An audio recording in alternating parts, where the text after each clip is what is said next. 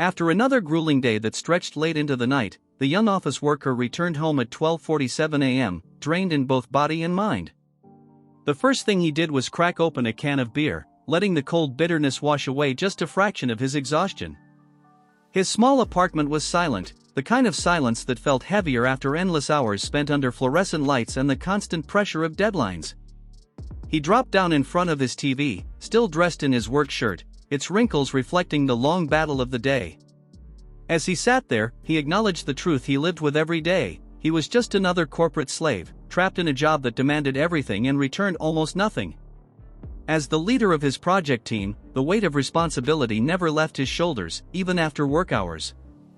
This was his life at an exploitative company, an existence that felt more like a slow-burning hell than a career. In that bleak routine, he had only one small refuge: sipping his beer while sinking into a game controller, losing himself in digital worlds where his choices mattered and the stress didn't follow. For a brief moment, he could pretend the real world wasn't closing in on him. This was the nightly ritual that kept him going, even as his exhaustion grew deeper with every passing day. As the tension of the day eased from his shoulders, he immersed himself fully in his nightly escape. His favorite game, Brave of Kingdom, filled the screen, a fast-paced action RPG where a lone hero carved through waves of armored enemies with sweeping, powerful strikes. The bright chaos of battle felt worlds apart from the monotony of his apartment, and he welcomed it. He loved the simplicity of it. The game didn't demand thought or strategy, it rewarded pure momentum. Cutting through hordes of enemies by himself was exhilarating, a far cry from the stifling teamwork and constant pressure that consumed his real life. As he played, his expression sharpened with focus, the controller steady in his hands. What truly thrilled him were the boss battles. Each villain loomed larger and more menacing than the last, and defeating them offered a satisfaction he could never obtain from his thankless job. The more he played, the more the game pulled him in, numbing the fatigue clinging to his body. Out of all the titles he enjoyed, this one remained his favorite, his reliable retreat after another day in the corporate grind. As he played deeper into the night, the game carried him into one of its most notorious challenges: the confrontation with Zorg, the fearsome general who stood as a towering wall in the hero's path. The villain's cold, stern visage filled the screen, half-shadowed as if carved from darkness itself. His heavy armor and massive weapon radiated an oppressive strength that made the hero seem almost insignificant before him. To the young man, this battle was always a highlight. Zorg wasn't just another foe, he was the infamous mid-boss who crushed countless players, the one whose sheer power shattered any sense of balance in the game. Overcoming him demanded precision, timing, and a stubborn determination that few possessed. That difficulty, combined with the thrill of surviving his brutal attacks, made victory immensely satisfying. As the hero on screen charged forward, he leaned in slightly, his eyes alert and focused. Sweat gathered at his temple, not from fear but from the excitement of the challenge. Zorg was a test he welcomed every time, a place where effort actually felt rewarded, unlike the endless expectations of his real-world job. For him, defeating this overwhelming foe was more than gameplay. It was a moment of triumph he could claim for himself. Still riding the thrill of the difficult boss fight, he reflected on why games like this captivated him so deeply. There were countless ways to overcome a challenge like Zorg. You could grind endlessly, pushing your level higher and higher until brute strength guaranteed victory. Or you could take the opposite approach and rely on clever tricks, exploiting every mechanic and opening the game allowed. If you preferred spectacle, you could even rally the in-game villagers into a rebellion and turn the battlefield into a chaotic uprising. Each method offered its own flavor of satisfaction, and he appreciated them all. Great games, he thought, always gave players room to surpass themselves in their own way. That idea brought a small, contented smile to his face as he relaxed, letting the lingering tension from work finally ease. He leaned back slightly, still holding the controller.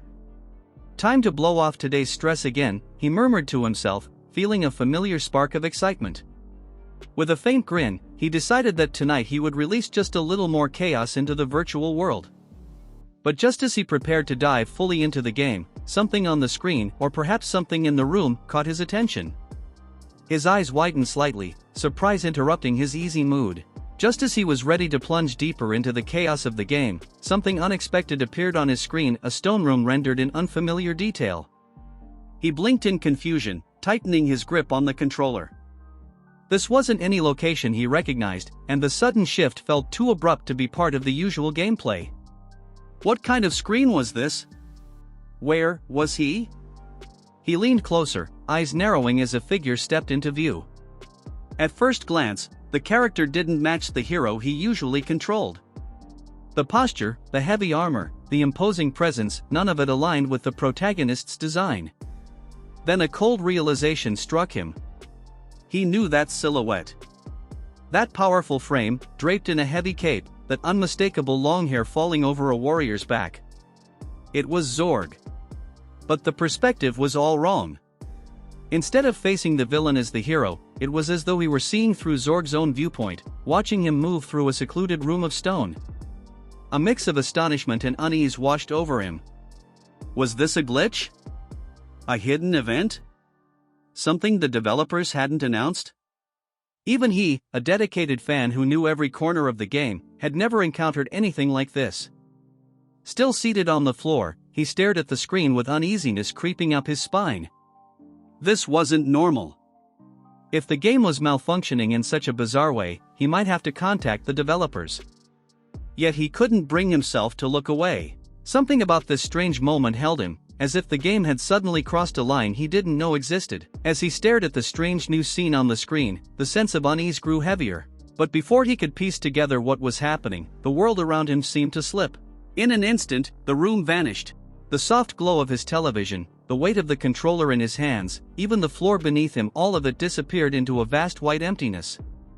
He found himself suspended in a blank void, sitting as if still in his living room, yet with nothing around him to anchor his senses. His breath caught, confusion rising sharply in his chest. His eyes widened in shock. What was this? How had everything simply vanished? A strangled sound left his throat, part disbelief and part fear. Nothing made sense. No glitch, no bug, no hidden event in the game could possibly explain this. The emptiness seemed to stretch infinitely in every direction, swallowing all familiarity without offering a single clue. "Hey," he whispered, his voice small in the vast silence, as the realization began to take shape. Something impossible was happening. The whiteness around him suddenly fractured into darkness, swallowing the emptiness all at once. A dizzying sensation rushed through his head, as though the ground had vanished and gravity had forgotten him. Panic fluttered in his chest. What is this? What the hell is happening? The void felt alive, shifting and warping with chaotic texture, neither solid nor empty. His thoughts raced as he tried to anchor himself, but confusion only deepened. He couldn't tell if he was falling or floating, or if the world itself was tilting around him. Had he hallucinated? No, he hadn't drunk nearly enough for something like this. Nothing made sense. The sudden change, the disappearance of his room, the uncanny visuals that twisted before him, none of it resembled any glitch he had ever encountered. Fear crept in through the cracks of his confusion. If this wasn't a dream and wasn't his game malfunctioning, then what was it? He opened his eyes again, the world still rotating around him. His stomach tightened as he whispered to himself, "I don't understand what's happening." His dizziness deepened until even the darkness around him began to twist. His senses blurred, slipping out of focus one by one. The overwhelming confusion that clouded his mind grew heavier, as though his very awareness were dissolving. Colors, sounds, and the faint sense of a body he no longer felt connected to all began to fade. Something was terribly wrong. The void pulsed, and he felt himself falling, or drifting upward, he couldn't tell which. His limbs floated weightlessly, powerless to resist whatever force was pulling him away from the world he knew. Panic flickered inside him, but even that emotion weakened as his consciousness dimmed. My senses, they're fading. His thoughts thinned into fragments. The feeling of being unmoored intensified until everything around him blurred into a streak of bright, overwhelming light. Silence followed. Then, in the faintest whisper, as if reaching him from a distance he couldn't fathom, a voice spoke, hesitant, uncertain, yet addressed directly to him. My lord. The words echoed into the fading remnants of his awareness, and the void swallowed everything else. A distant voice echoed through the fading haze of his consciousness, tugging him back toward awareness. As the blinding light gave way, shapes slowly took form, a massive stone fortress rising beneath a clear sky, its towers cutting sharply against the morning light. The voice called again, urgent this time. Lord Zorg. The title jolted something inside him, though his mind was still clouded. He felt softness beneath him, the weight of blankets draped over his body. A gentle rustling filled his ears, followed by another plea. Please, wake up. He stirred weakly, a muffled groan escaping him. Everything felt wrong. His bed wasn't this large, nor this luxurious. His sheets weren't embroidered with ornate patterns. And yet, as he shifted, the unfamiliar warmth and the scent of the fabric surrounded him unmistakably. Someone kept calling out for Lord Zorg, their insistence bordering on desperation. Still half asleep, he muttered nonsense under his breath, words shaped by habit rather than awareness, complaints about deadlines, deliveries, anything to justify sleeping just a little longer. Outside, a small bird perched near the window chirped softly, as if greeting the morning. As his vision cleared further, a presence loomed beside the bed, firm, authoritative, and undeniably real. A woman stood there dressed in an elaborate military uniform, her posture rigid with discipline. Her short blonde hair framed a stern face marked by a distinctive eye patch, and her armor glinted in the morning light pouring through the window behind her. She regarded him with a mixture of impatience and concern. He blinked up at her in confusion. Delivery. He had mumbled something about deadlines half asleep, but she clearly interpreted it in an entirely different way. Her brow creased slightly, puzzled by his words. "I don't understand what you mean," she said, her tone steady but tinged with worry. "But regardless, you will be late to the military council." The words hit him like a splash of cold water. Military council? His mind raced. The uniform she wore, the stone castle beyond the window, the ornate bed he had awakened in, all of it began to align in a way that made his stomach tighten. This wasn't his apartment. This wasn't his world. And the woman wasn't addressing him by his real name. She was calling him Lord Zorg. The woman stepped closer, her expression softening into something almost gentle despite the sternness of her uniform. With a steady, respectful voice, she repeated her plea. "Please wake up, my lord." Lord Zorg. Hearing the title spoken so clearly sent another shock through him. The sound felt too vivid, too real, as if the game itself had gained breath and warmth. His eyes fluttered open wider, and for a moment he could only stare at her, at the ornate symbols on her uniform, the sharp lines of her epaulets, and the polished eye patch marking her as someone important within this world. A confused sound escaped him, little more than a hoarse whisper.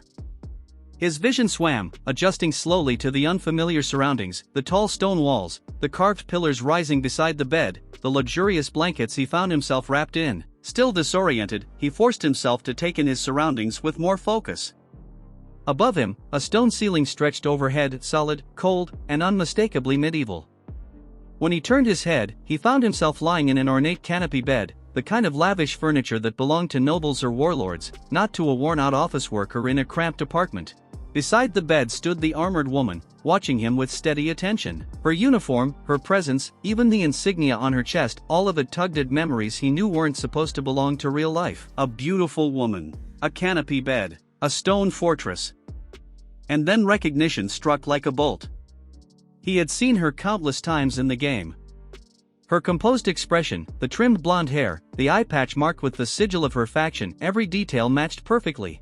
That girl, it's her. Serena Fenrir, sub-officer of the enemy army. A recurring commander who stood at Zorg's side throughout multiple arcs of the game, cold, capable, and fiercely loyal to the villainous faction. She wasn't just a background character, she was a key figure in the enemy forces, admired by players for her design and feared for her difficulty in battle. And now she was standing only a few steps away from him, addressing him with unwavering respect. His gaze drifted over the woman before him, taking in every detail with a growing sense of disbelief. The sharpness of her long, narrow eyes, the flawless contours of her face, the military uniform that managed to be both dignified and provocatively revealing, every feature matched perfectly with the character he had known from countless hours of gameplay. There was no mistaking her. His fingers trembled as he reached toward a polished surface nearby, a small, ornate mirror resting on the bedside table. His grip tightened around the handle. No, wait, could it be? With a swift motion, he raised the mirror and saw the reflection staring back. A hard, battle-scarred face framed by long, pale hair. Cold, intimidating eyes. The unmistakable presence of a warrior feared across the land. Zorg. Staring into the mirror, he could no longer deny what he saw. The face reflected back at him, scarred, intense, unmistakably fearsome, didn't belong to an overworked office employee slumped in front of a TV. It was the visage of a warrior, a man carved by countless battles. I'm. The words caught in his throat as shock tightened around his chest. Zorg.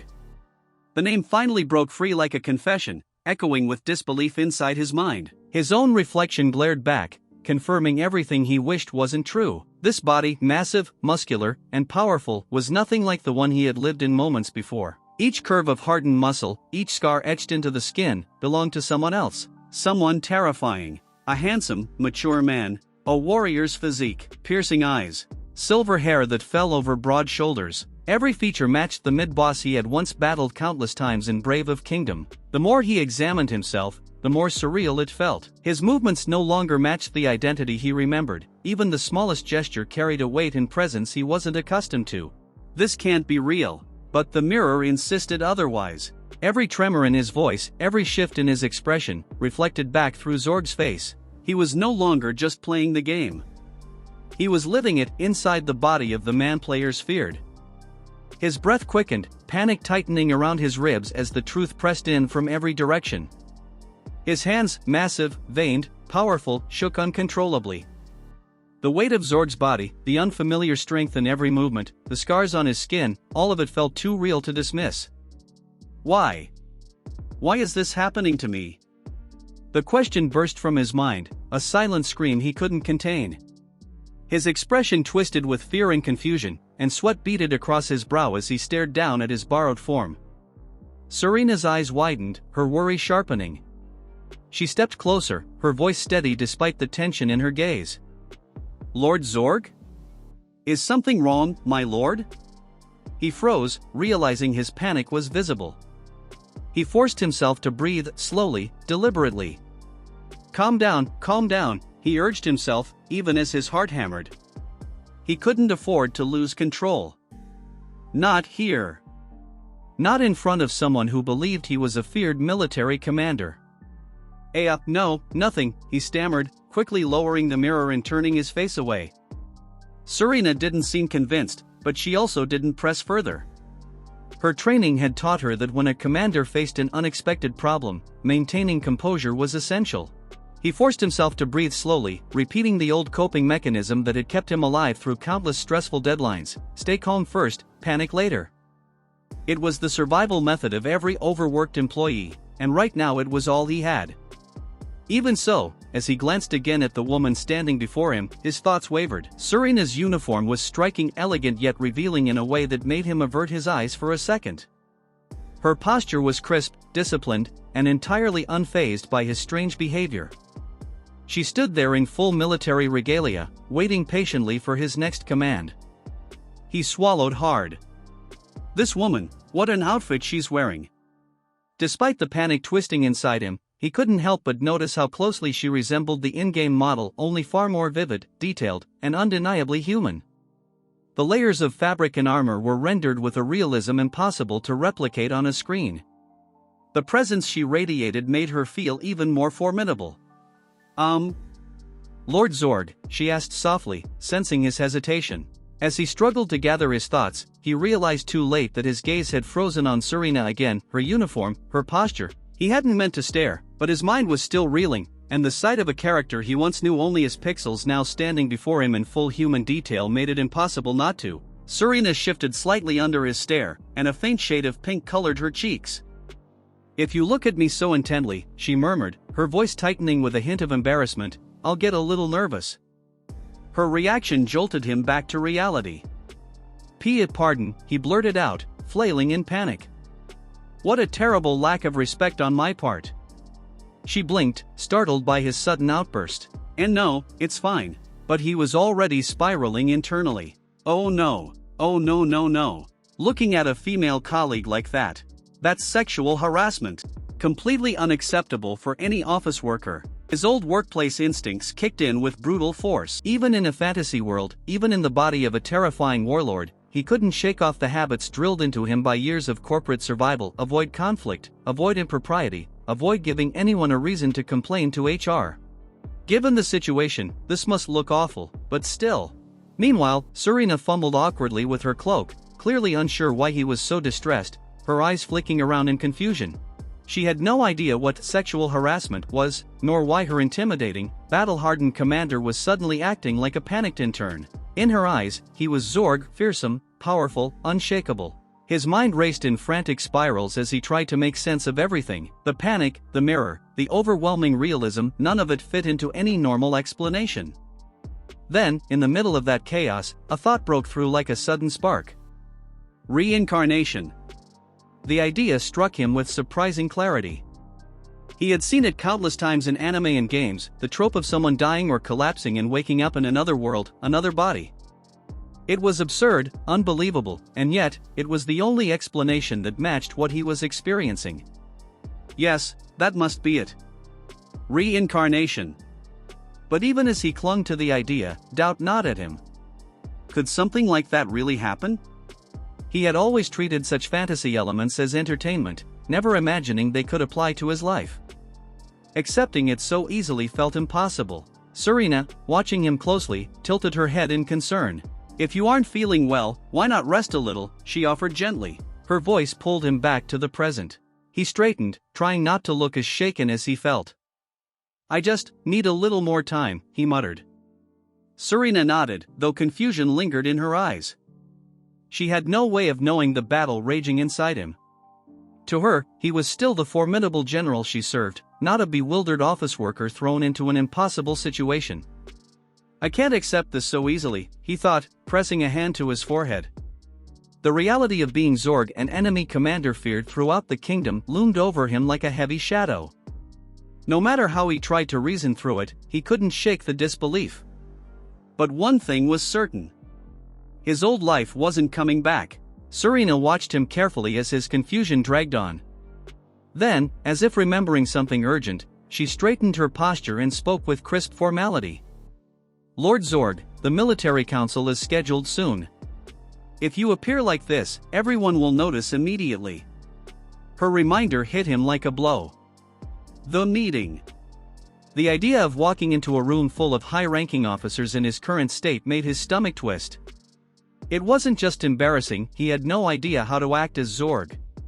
If he said the wrong thing, behaved strangely, or failed to meet expectations, that would cause chaos in the organization. It would delay their plans. Completely unacceptable from a working man's perspective. He clutched his head, sinking under the weight of panic. Years of corporate conditioning rushed in: don't cause setbacks, don't show weakness, don't disrupt the workflow. Serena, noticing his distress, lifted a hand to her temple. "Lord Zorg isn't feeling well. I'll reschedule." Her voice echoed faintly through the air: telepathy. A commander-class ability to communicate via magic. He stared at her, stunned. That was telepathy, right? A built-in ability from the game. Serena lowered her hand with a nod. "I'll take care of the rest, my lord. The council meeting has been cancelled." For a moment, he could only blink. She had solved the problem faster than he could even form a plan. All he could do was breathe and accept her help, trying to steady himself in this unfamiliar world. Now that Serena had postponed the military council, a small window of safety opened for him, time he desperately needed to gather information. If he wanted to survive in this world, he had to understand it. That was how an office worker endured harsh environments: learn the rules, memorize the system, and adapt. "I need to record everything about this world in my head," he told himself. No salaried worker can survive by ignoring company rules. And this world, terrifying as it was, clearly had its own rules. He took a slow breath, steadied his voice, and called out cautiously. Serena-san." She blinked, surprised by the unfamiliar honorific. "Yes, my lord?" He hesitated, then forced out, "I think I may have lost some memories. Where exactly are we?" Serena paused, studying his expression. His awkward tone, the way he avoided her eyes, it wasn't like the Zorg she knew. But rather than question him, she answered without hesitation. "We are currently stationed on the western border of the Ignarl Empire," she explained with professional clarity. "This structure is a fortress, one famed for its stability and strength. It prevents enemy invasions into the empire." Her voice remained steady, but she watched him closely, as if trying to determine how much he had truly forgotten. Farsold territory. He recognized the name from the game. It was an important border region, one associated with Zorg's role in the story as a major antagonist. Serena continued, unwavering in her duty. This fortress belongs to the Empire's outer defensive line. You have led this position for years, my lord. Years? The idea sank heavily into him. He wasn't just a visitor.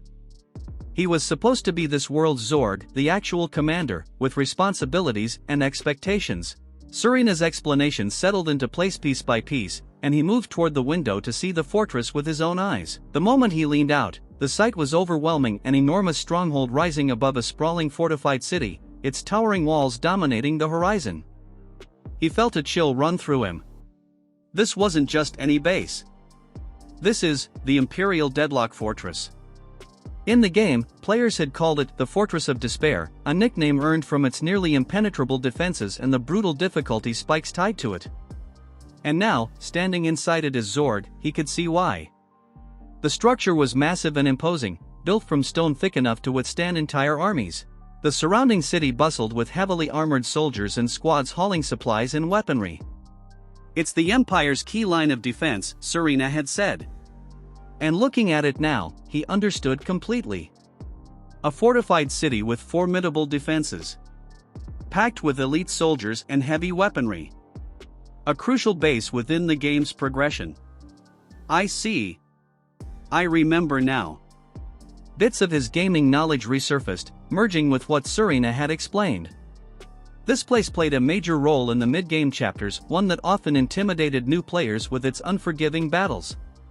But now he wasn't a player. He was Zorg, the commander protecting this fortress. The weight of that responsibility pressed on his shoulders. The strategic importance of this location meant countless eyes were on him, relying on his leadership. Any mistake wouldn't just affect a game, it could trigger war, chaos, or rebellion. He swallowed hard. But there's something else. Something about this fortress, something tied to the storyline, tugged at the back of his memory, something dangerous he would soon have to face. As he observed the vast fortress and the bustling city beneath it, memories from the game resurfaced, yet they brought no comfort. Farsalt, for all its strategic importance, hid a grim reality behind its towering walls. He remembered the descriptions in the game, but seeing it in person was far harsher than anything a screen had shown him. For the people living here, life was nothing short of torment. Workers collapsed beside carts overloaded with stones. Others dragged baskets twice their weight, their faces hollowed by exhaustion. Men and women alike struggled through back-breaking labor, driven by the constant threat of punishment. Children, barely strong enough to stand, tried to help their families just to survive the day. This place, it was a real hell. Heavy taxes crushed the population. Farmers were exploited until they could no longer work. Any attempt to flee was punished. Any protest, no matter how small, was met with immediate execution. Bodies hung from gallows as a warning to everyone, obedience or death. If this territory were a company, he thought grimly, it would be the very definition of an exploitative workplace, one where managers abused their power, employees were worked to collapse, and any hint of resistance was stomped out instantly. The analogy made his stomach twist. But there was no denying it. This land was run like a corrupt corporation. And the question forced its way into his mind, unavoidable and chilling. Who governs this territory? He didn't want to finish the thought, but the truth echoed faintly from his memories of the game. A territory ruled by the wicked general, without a doubt. As the grim truth of Farsalt settled in his mind, another cold thought pressed against him, something he absolutely needed to confirm. He turned back to Serena, trying to keep his voice controlled. Serena, what month is it right now? She blinked in confusion at the unexpected question. It's May, my lord. Are you feeling unwell? May. The answer hit him like a hammer. So some time has already passed. A trembling breath escaped him as he forced himself to think. If his memory of the game's story was accurate, then. Let's see. If I remember correctly. In the game, the sequence of events surrounding Zorg's defeat wasn't random. It followed a fixed timeline, one etched into the memories of anyone who had played the campaign. In 6 months. His pulse quickened. Only 6 months from now. The legendary hero, Lyle, the protagonist of the game, would launch an assault on this very fortress. That event marked a turning point in the story. The moment when Zorg, the wicked general, would be defeated. He swallowed hard. Which means, I'm destined to die. His mind raced in quiet panic. Unlike the game, he couldn't respawn. There were no save points. No retries. Only a future written in the script of a story where he was supposed to fall. No. I can't accept that. Not in just 6 months. The image of Lyell's determined figure flashed across his thoughts. The hero who defeated Zorg in a dramatic, climactic battle. A legendary fight that players loved and that he now desperately wished had never existed. 6 months. That was all the time he had before fate closed in. The realization of his fate had nearly crushed him, but he forced himself to inhale deeply and steady his thoughts. 6 months. That was the time frame until the hero Lyell appeared and delivered Zorg's canonical defeat. 6 months until the ending carved into the game's storyline swallowed him whole. But he caught himself before panic took over again. No, it's not only 6 months. He straightened, shifting his mindset like a worker handling an impossible deadline. I still have 6 months. That subtle shift in thinking, turning despair into a foothold, was something he'd learned in the corporate battlefield.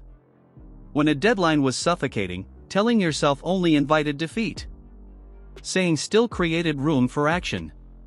No matter how close the deadline was, the key was to prevent panic, remove the rush, and search for any opening, any chance to turn the situation in your favor. That's how a salaried worker survives.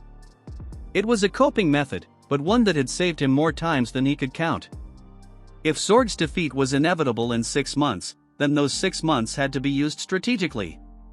He could prepare, strengthen himself, rewrite the script, anything to avoid dying as the game dictated. He tapped his chin, thinking furiously. But the moment he began to form a plan, pounding footsteps echoed through the hallway. A soldier burst into the room, nearly tripping over himself as he saluted. General Zorg. Serena and MC turned at the same time. My lord. We've confirmed, at the appearance at the north of the fortress of a grey giant. A giant? He blinked, the words cutting sharply through his thoughts. Just when he'd begun preparing mentally for the long-term threat, a short-term crisis arrived without hesitation. Serena's expression hardened. His pulse quickened. The 6-month deadline could wait. Right now, something dangerous had appeared, something that required the attention of the fortress's commander. The soldier's frantic report snapped through the room like a whip, and Serena immediately stiffened. A grey giant? Her voice trembled, not out of fear, but urgency. He turned sharply toward the messenger. What about the casualties? The soldier swallowed hard. Yes, sir. Several civilians were gravely injured. We're gathering troops as we speak. His jaw clenched. So the attack wasn't just a threat, it had already caused harm. Serena stepped forward, her eye wide with disbelief. A grey giant. The name resonated in his memory. Grey giant. He recognized it instantly. A mid-tier monster from the game, a heavy, boulder-skinned beast that appeared during hunting missions. It wasn't weak, but it wasn't supposed to be the kind of monster that could breach a fortified city either. Still, its raw strength was nothing to underestimate. Serena didn't hesitate. Send a squadron immediately. I'll lead them personally. Her determination rang through the hall, but before she could even move, he caught her words and froze. Before Serena could issue another command, his voice cut through the air with calm, undeniable force. I'll go myself. The room froze. Serena's eyes widened, her breath catching in her throat. You, Lord Zorg? Even the soldier behind her stiffened, unsure if he had heard correctly. He stepped forward, each movement radiating the authority expected of Zorg, but behind that imposing presence was his own quiet resolve. Yes. He met Serena's gaze, steady and deliberate. Eliminating any monster that appears within my territory is my responsibility. The words came naturally.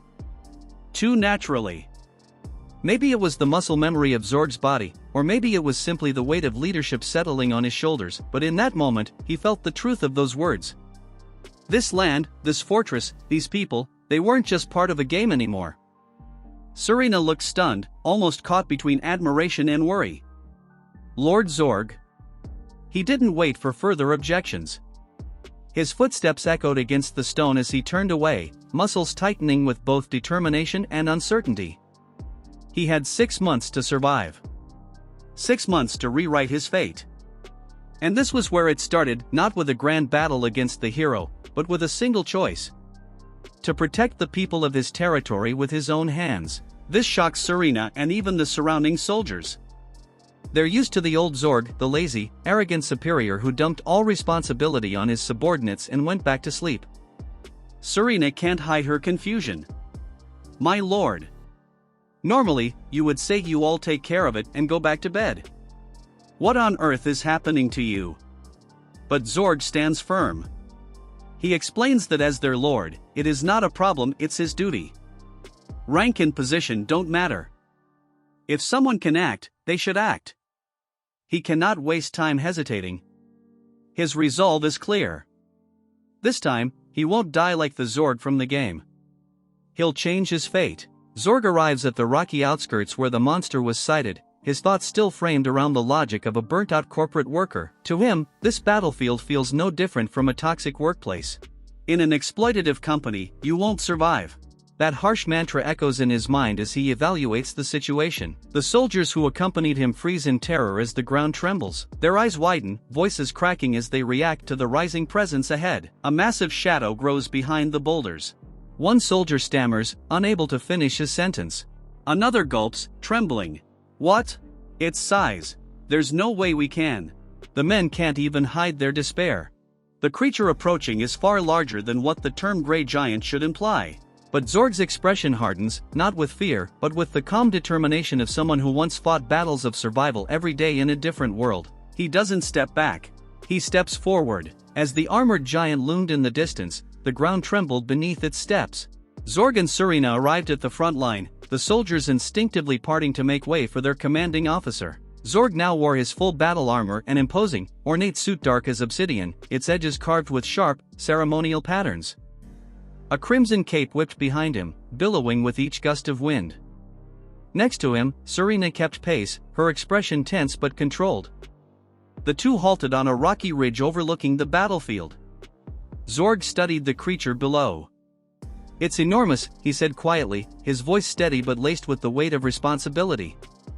"Indeed, my lord," Serena answered, glancing at him. "If it reaches the city, the damage will be catastrophic." Zorg nodded. The truth was obvious, this was beyond what ordinary soldiers could handle. As he stared at the monster, his thoughts tightened into resolve. I know this better than anyone. Among everyone here, I'm the only one suitable for this task, but..." His gaze hardened, the lingering doubt flickering in his eyes. He exhaled once, sharply. And the decision settled in his chest like iron. Zorg advanced alone toward the towering creature, his armor clanking with each determined step. The monster's shadow swallowed him whole as it reared back, stone scales grinding against one another like shifting boulders. For a moment, Zorg froze, staring up at the massive jaws opening above him. Can I really defeat something like this? The doubt struck sharply, an instinct he'd never felt as a simple office worker, yet also something Zorg, the character he now inhabited, should never display. And yet, the fear was real. The giant's roar made the ground quake, loose stones tumbling down the hillside. Its hulking body stood over 10 meters tall, a lumbering beast on 4 legs reinforced by thick, jagged stone plating. Every inch of it radiated raw, crushing strength. The Grey Giant. He remembered it clearly. It was a mid-tier monster in the game, never the strongest, but still powerful enough to wipe out a squad of unprepared soldiers. And now it stood mere steps away from the fortress, its heavy breaths rippling across the battlefield like blasts of hot wind. Zorg adjusted his grip on his weapon, the metallic edge gleaming. Despite the fear twisting inside him, a hot surge of determination followed close behind. He couldn't back down. Zorg stands before the massive Grey Giant, analyzing it calmly despite its terrifying appearance. Even though its stone-like skin and iron-hard skeleton could crush a human instantly, he reflects. In the game, this wasn't such a big enemy. For Zorg, he could defeat it easily. But that was when I was controlling the character. Now he is inside that body, yet he feels doubt creeping in. He looks at his weapon, thinking, can I even fight something this huge? In the game, it was simple, but that was only in the game. Despite having Zorg's power, the fear and hesitation of a normal human still linger within him. The gray giant roars and charges. Zorg grips his sword tightly, but inside, the man controlling this body panics. It's the first time I've ever held a sword. I'm just a normal salaryman. Despite wearing the imposing armor of a warlord, his hands tremble. Still, he braces himself. The giant raises its massive leg. Here it comes. He recognizes the attack. This movement. It's the gray giant's signature stomp. In the game, this was a simple pattern. A move he had dodged countless times. But now that huge, stone-covered foot is falling directly on him. He tries desperately to remember. How did I dodge this? I think. Wait. The crushing impact is seconds away. This marks the first moment in the fight where reality hits him hard. He's not playing the game anymore, he can actually die. Normal Zorg, the in-game character, could have easily dodged this. But this Zorg is a reincarnated salaryman with no real combat experience. The impact is catastrophic. The giant's foot slams into the ground with unimaginable force, sending shockwaves and shards of stone bursting outward. A cloud of dust engulfs the battlefield, momentarily obscuring everything. The soldiers flinch, barely able to stay on their feet. Serena, watching from a distance, feels her heart drop. One moment Zorg was there, the next, the monster's weight came crashing down upon him. Her voice cracks as she screams his name, unable to stop herself from rushing forward despite the danger. The soldiers shout in confusion, completely unsure if their commander has just been killed before their eyes. The battlefield hangs in tense silence for a single, suffocating heartbeat, as everyone waits to see. Was Zorg crushed, or did he survive? When the dust cleared, Zorg stood tall at the epicenter, completely unharmed. The enormous limb that had been seconds away from killing him now hung frozen overhead. Now, Zorg stood unscathed, framed by the raining debris, like a warrior carved out of legend rather than the simple salaried worker he believed himself to be. The giant's massive foot had come down on Zorg with enough force to pulverize stone, yet when the dust settled, Zorg stood there, completely unharmed. For a moment he didn't even understand it himself. His brows tightened, not in pain, but in confusion. He felt the impact, yes, but the sensation was strangely familiar. Not sharp, not crushing, just a dull pressure, like having someone lean against him in a packed commuter train during rush hour. Compared to the suffocating squeeze of a morning crowd, the colossal stomp of the monster felt gentle. Almost trivial. The gray giant lunges again, its massive stone body shaking the ground with every step, but this time, Zorg doesn't flinch. He watches it approach with a calm, analytical stare. Yes, its appearance is terrifying. Yes, its body is built like a mountain. But as the creature drags itself forward, Zorg notices something unmistakable. It's slow. Very slow. In the game, this monster was classified as nothing more than a filler enemy, a threat only to inexperienced players. And despite being reincarnated into a world where death is absolute, Zorg can tell that the creature's sluggish movements haven't changed at all. He raises his sword, a weapon he's still unfamiliar with, yet his stance is firm, confident. Because for the balance breaker, the feared General Zorg, this thing is nothing more than a warm-up. With a single, clean, controlled slash, he cuts directly into the monster's stony hide, carving a deep, clean cut that sends huge chunks of rock scattering in every direction. The momentum of the beast's attack collapses into itself, its colossal frame breaking apart as Zorg stands firm, unharmed and resolute. The soldiers and Serena watch in shock as the massive stone monster thrashes violently. A moment ago, Zorg had rushed in alone, something no one expected, and now the creature is reeling backward, its body shredding apart from the force of a single impossibly powerful strike.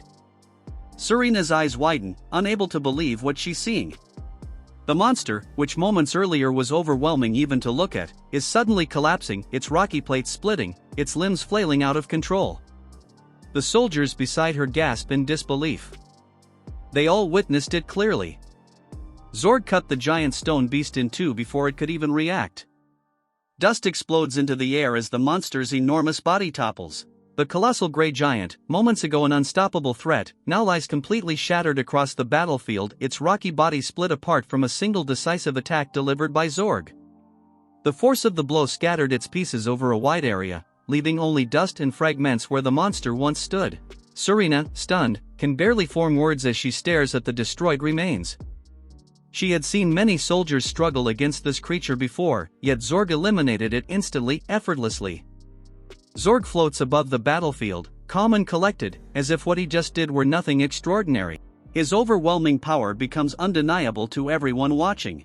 Serena falls back, stunned. The massive gray giant was defeated with a single blow. The giant gray beast collapses at last, its massive stone body fracturing and crashing into the ground like a collapsing cliff. But in its death throes, one of its enormous limbs snaps downward in a final, instinctive convulsion, directly toward Serena. She doesn't even have time to scream. But before the stone limb can crush her, Zorg moves. Not hesitantly, not confusedly, but instinctively, as if his body already knows exactly what must be done. In a single blur of motion, he sweeps Serena into his arms and shields her with his heavily armored frame. The giant's limb smashes down behind him, scattering dust and broken rock, just inches away from the two. Serena, wide-eyed and breathless, finds herself pressed against Zorg's chest, stunned both by the near-death impact and by the closeness of her lord, something she clearly never expected. Zorg, meanwhile, looks down at her with his usual calm intensity, commenting internally. When the gray giant is about to die, he usually unleashes one last attack. It's a good thing I arrived in time. He speaks the words with the same matter-of-fact tone as someone reporting a routine work hazard, because to him, even this deadly situation feels like just another task he has to handle. Serena's face flushes deep red, not from fear, but from suddenly realizing just how effortlessly he protected her. The giant's severed tail crashes to the ground, kicking up dust and shaking the earth. For a moment, the battlefield is silent, only Serena's stunned heartbeat echoes in her own ears. Serena's face burns bright red. She tries to respond, but all that comes out is a trembling. Zorg's mind races as he realizes how it must look, him grabbing a subordinate, pulling her into a protective embrace while on duty. He stiffens, visibly panicking in a very corporate employee way. Meanwhile, Serena interprets his awkward silence completely differently. Her heart thumps louder. She stands up, knees still shaking, trying to act composed even though she cannot stop blushing.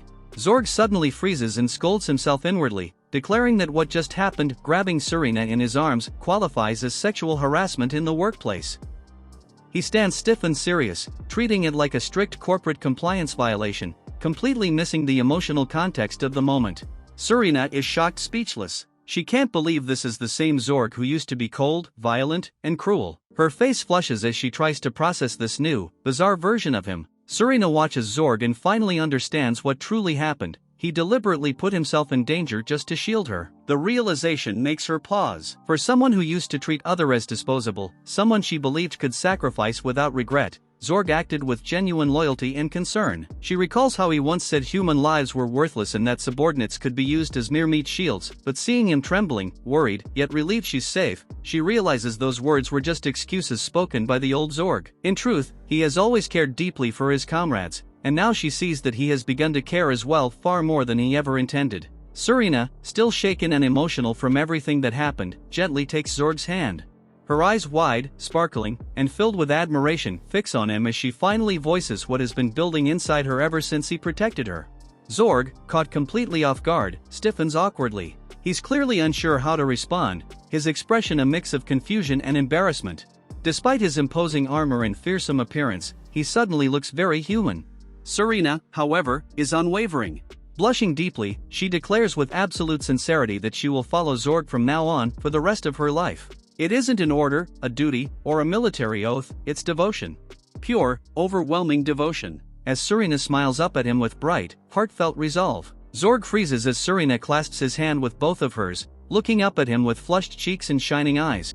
Her sudden declaration of loyalty clearly rattles him. Inside, he's panicking. He already knew she was cute, but seeing her like this up close, she's unbelievably adorable. Serena gazes at him with heartfelt admiration, almost sparkling, while Zorg desperately tries to regain composure.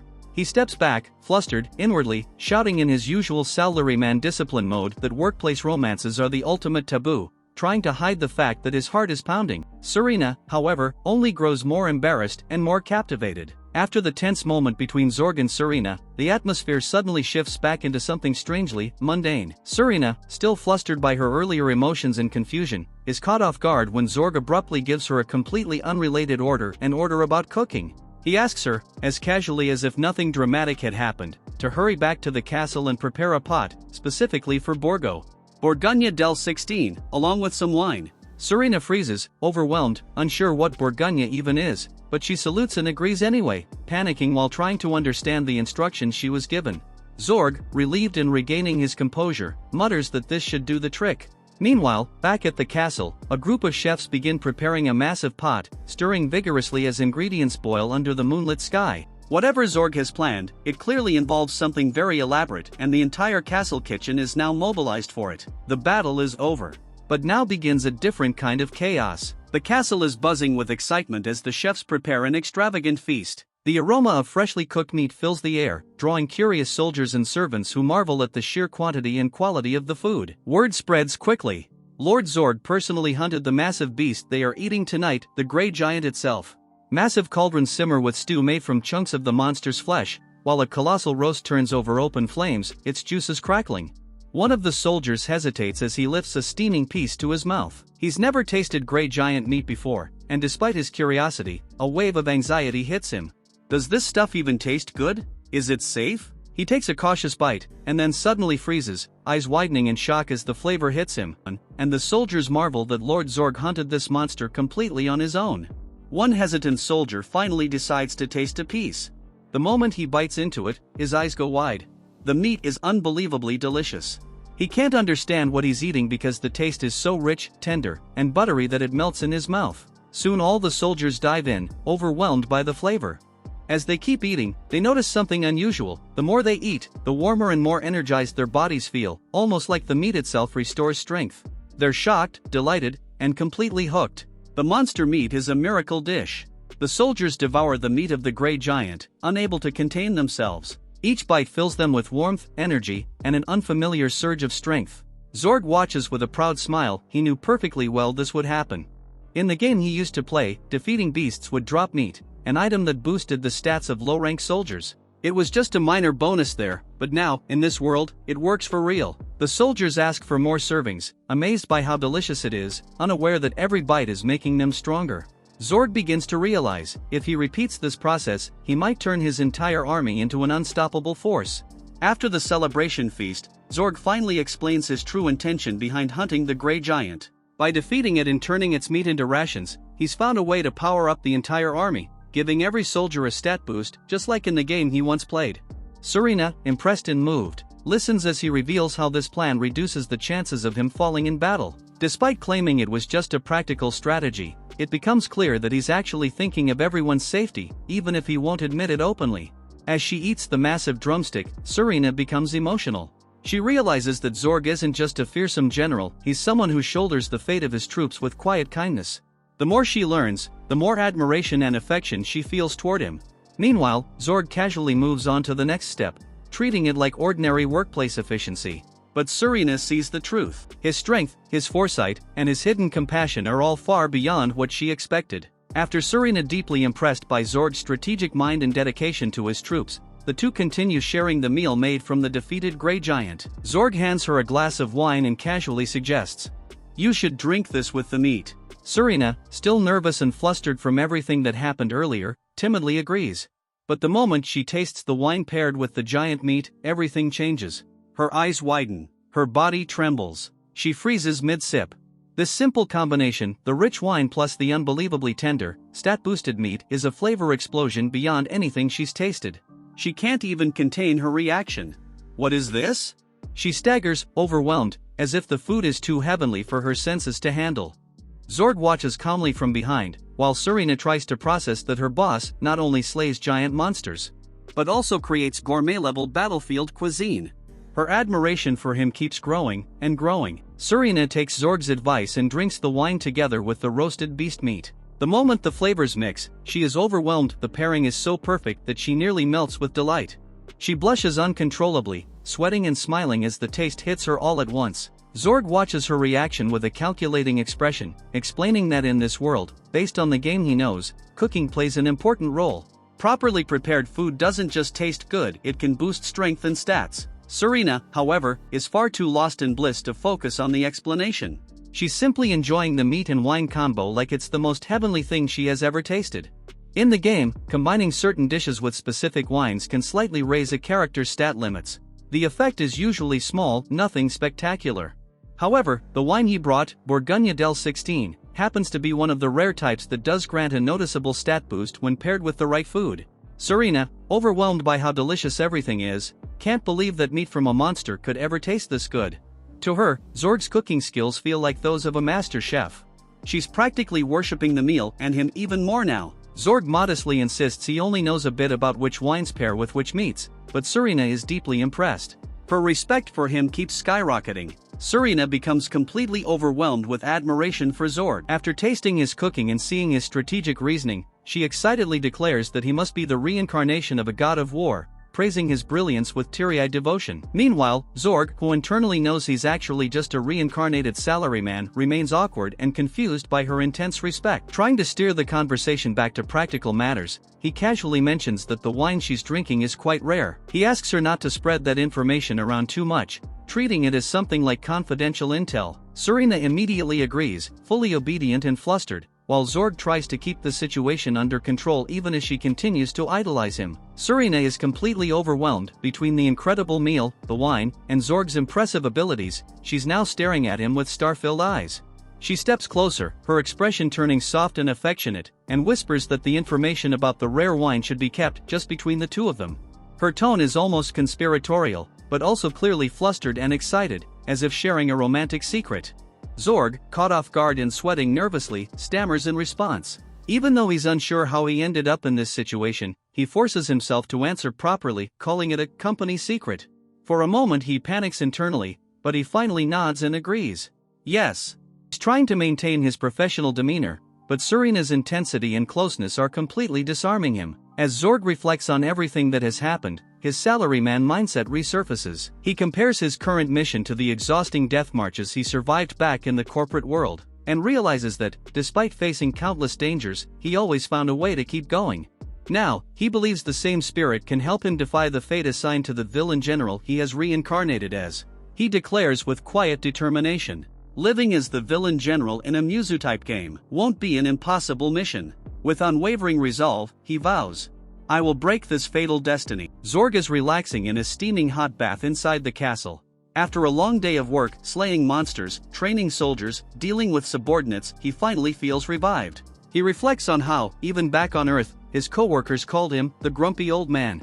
Even as a salaryman, he was worn out. Now, thinking back on everything, he finds it unbelievable that he ended up reincarnated as a villain general in a Musou-style game. Yet, despite all that, he lets out a sigh of relief. Because right now, at least, he can finally relax. Zorg relaxes in the bath, reflecting on how surreal his situation is. Just a short time ago, he had been nothing more than a tired, ordinary office worker, someone others even called the grumpy old man because of his gloomy personality. But now, his body is completely different. Muscular, scarred from countless battles, and even sporting a rugged beard. He realizes that he has literally become the character Zorg, a feared war general from the Musou-style game. Even though he still thinks like an overworked salaryman inside, outwardly he is now a completely different person, a powerful villain with a terrifying presence.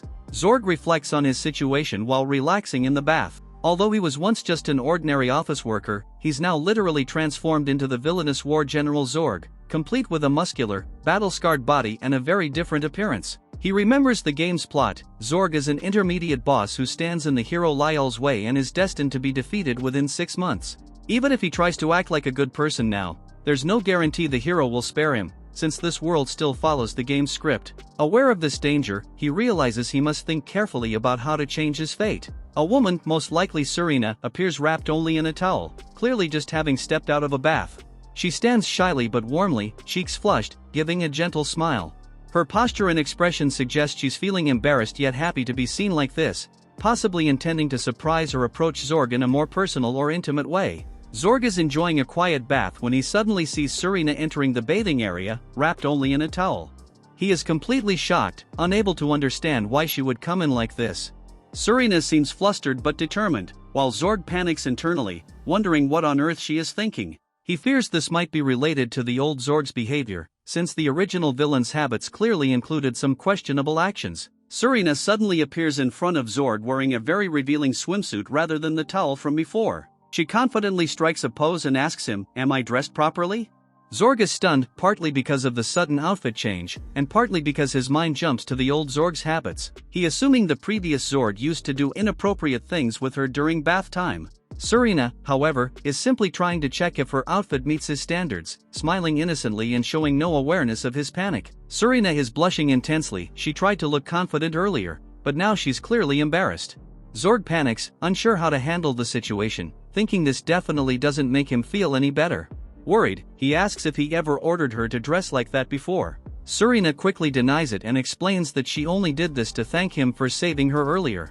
Zorg breathes a sigh of relief, realizing the old Zorg wasn't as awful as he feared. Surina insists that the only way she can properly thank Zorg is by washing his back, since she feels indebted after he saved her. Zorg, flustered but trying to act composed, tells her she doesn't have to. He is clearly overwhelmed by this situation. Surina stays determined and kneels behind him, ready to help. Meanwhile, Zorg internally reflects on how, as a former salaryman, he believes in making full use of capable subordinates, even if this situation feels extremely awkward for him. Surina is washing Zorg's back in the bath, trying her best to help him. Zorg is extremely tense and unsure whether this situation is appropriate, but Surina stays close, devoted and eager to serve him. She asks if there's any part of his body she should clean next, looking up at him with sincerity. Zorg, overwhelmed, freezes when she leans in, his mind racing as he tries to process her loyalty, closeness, and boldness. Surina is washing Zorg's back as a way to thank him for saving her earlier. Zorg, who still thinks like an overworked salaryman, is overwhelmed and confused by her closeness and the situation in general. He struggles internally, trying to understand why she is acting so affectionately and why the situation feels so intense and embarrassing.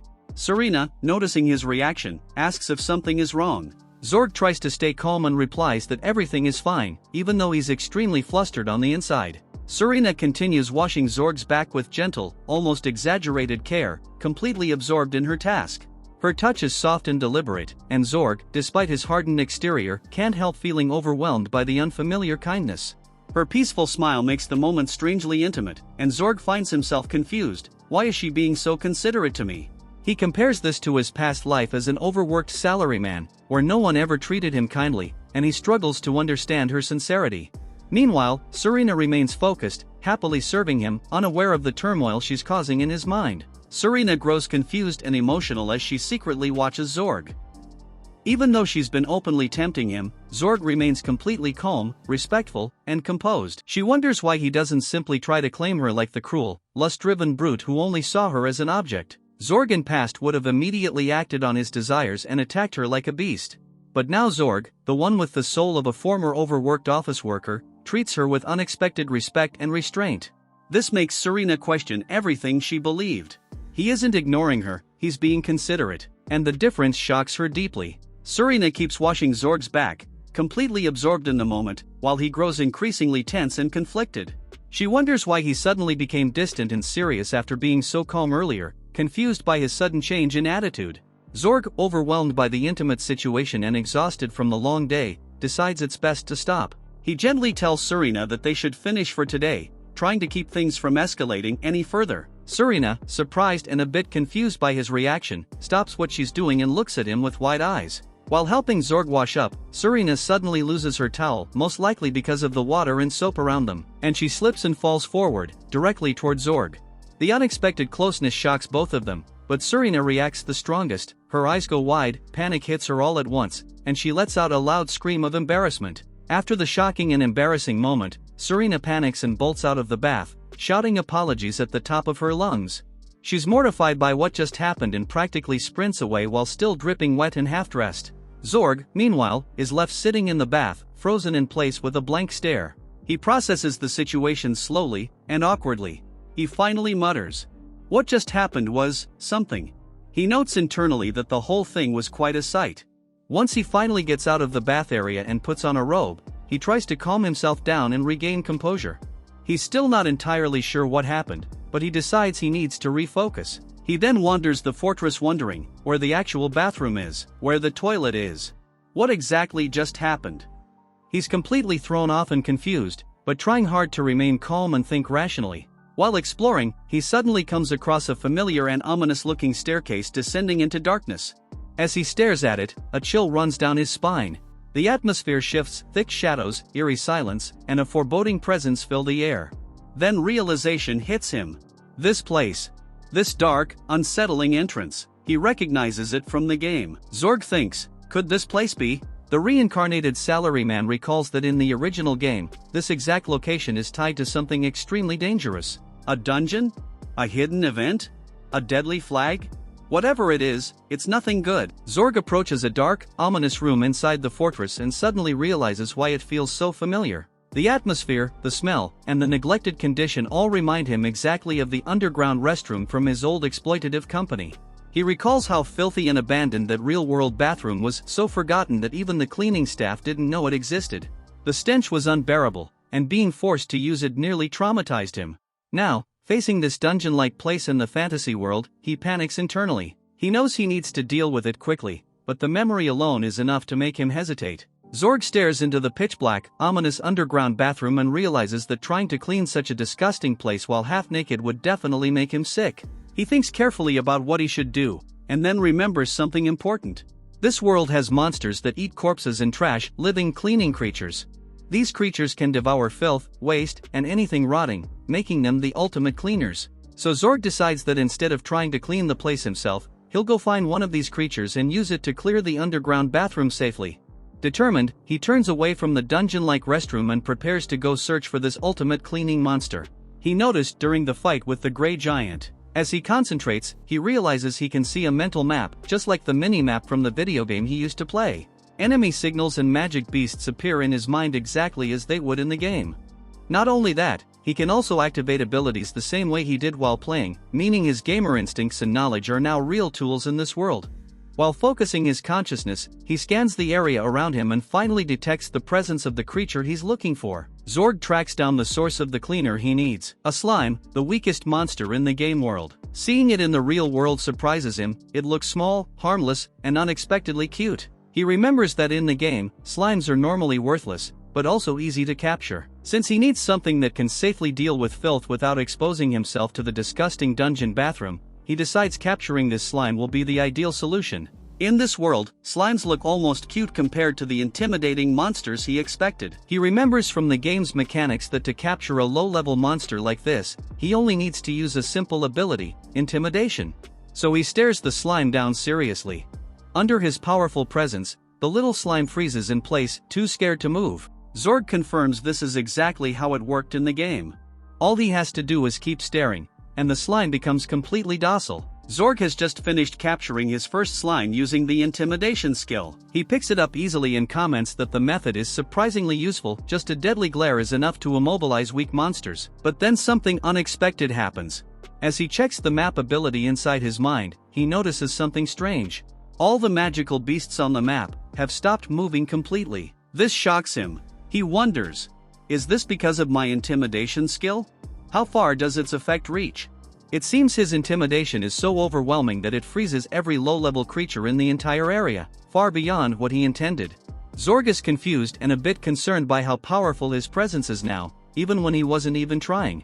Zorg continues experimenting with his newfound powers in this game-like world. After capturing several slimes using his intimidation skill, which paralyzes low-level monsters just by glaring, he realizes something huge. Controlling Zorg directly is insanely overpowered. Because Zorg was never a playable character in the original game, the protagonist never noticed how strong he actually was. But now that he is using Zorg's body himself, he sees his skill range is absurdly large. He can freeze multiple monsters at once without effort. His abilities are basically cheat level. Meanwhile, inside the castle, guards suddenly notice something bizarre. The soldiers stare in pure shock as the once disgusting underground bathroom is now sparkling clean.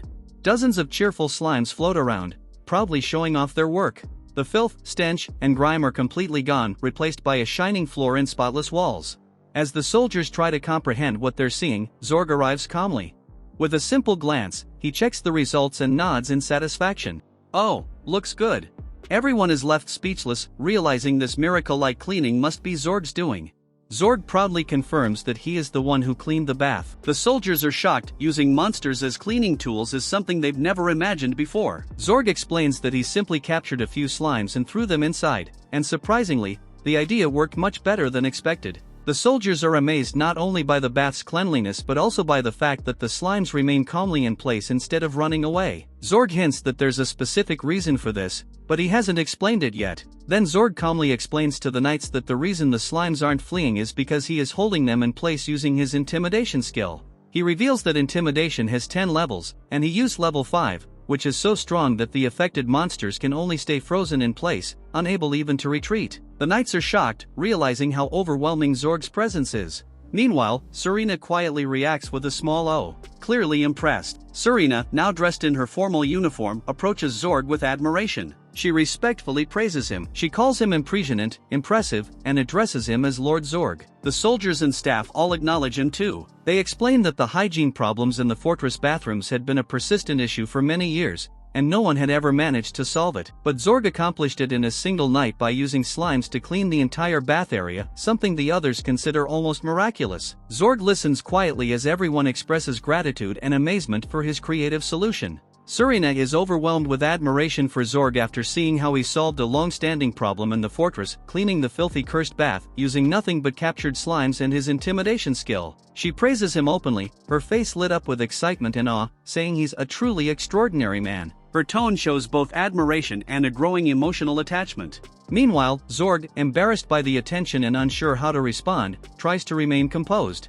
The soldiers explain that the women who work at the fortress are extremely grateful to him, saying they could never thank him enough for solving an issue that had tormented them for years. Zorg awkwardly replies with a shy well, revealing how unused he is to receiving praise. Zorg calmly walks away while the soldiers and Serena admire him. Serena calls out to him with admiration, clearly moved by everything he accomplished. But Zorg, staying true to his humble mindset, downplays his achievement, saying he only did what had to be done and that no one needs to thank him. He reflects that, just like in his old life as a salaryman, meeting deadlines and using every resource efficiently is simply his way of life. The scene shifts to a dangerous-looking monster in the mountains, hinting that the story is about to shift toward a new path. We see Lyle, the so-called bravest hero, standing triumphantly on top of the corpse of a massive dragon he has just slain. His expression is light and casual, as if the battle required no effort at all. A title card introduces him dramatically, the bravest man, the hero Lyle. Meanwhile, his companions comment on the situation. They congratulate him on defeating the dragon, but Schubert, the sage, nonchalantly remarks that the dragon was not actually strong, making the whole fight anticlimactic. Despite this, they still praise Lyle's excellent work. This page introduces Alicia, formally presented with the title, Santa, Alicia, Holy Saint, Alicia. She is shown standing shyly, hands clasped, wearing ceremonial holy robes that emphasize her sacred role. Her expression is gentle but slightly uneasy, suggesting humility or nervousness. Alicia, still shaken from the recent battle, gathers her courage and confronts Lyle. She expresses how reckless his fighting style had just been. She worries deeply about the danger he put himself in, especially since he charged in without waiting for her support. She explains that acting alone is extremely risky, and pleads with him to coordinate better in future battles so she can back him up with her healing and support magic from a safe distance. Lyle, however, reacts with casual embarrassment rather than true concern. He brushes off her fears with an awkward showing how lightly he takes her warning. Alicia continues walking behind him, clearly distressed but trying her best to express her fears. Then Alicia earnestly asked, please, from now on, wait for her support before diving into danger.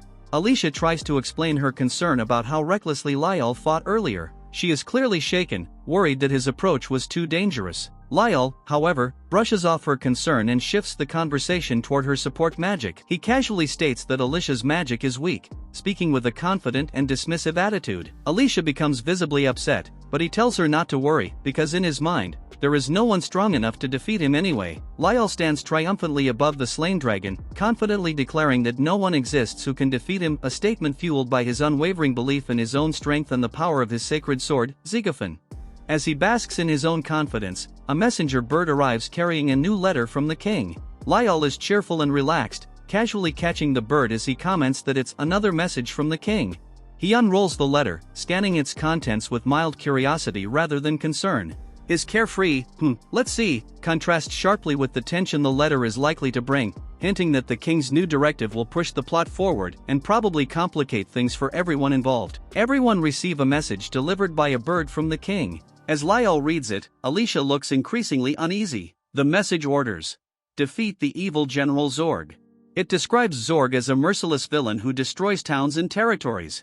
It warns that the northern fortress, controlled by Zorg, could become a staging point for an invasion against the Ignal Empire.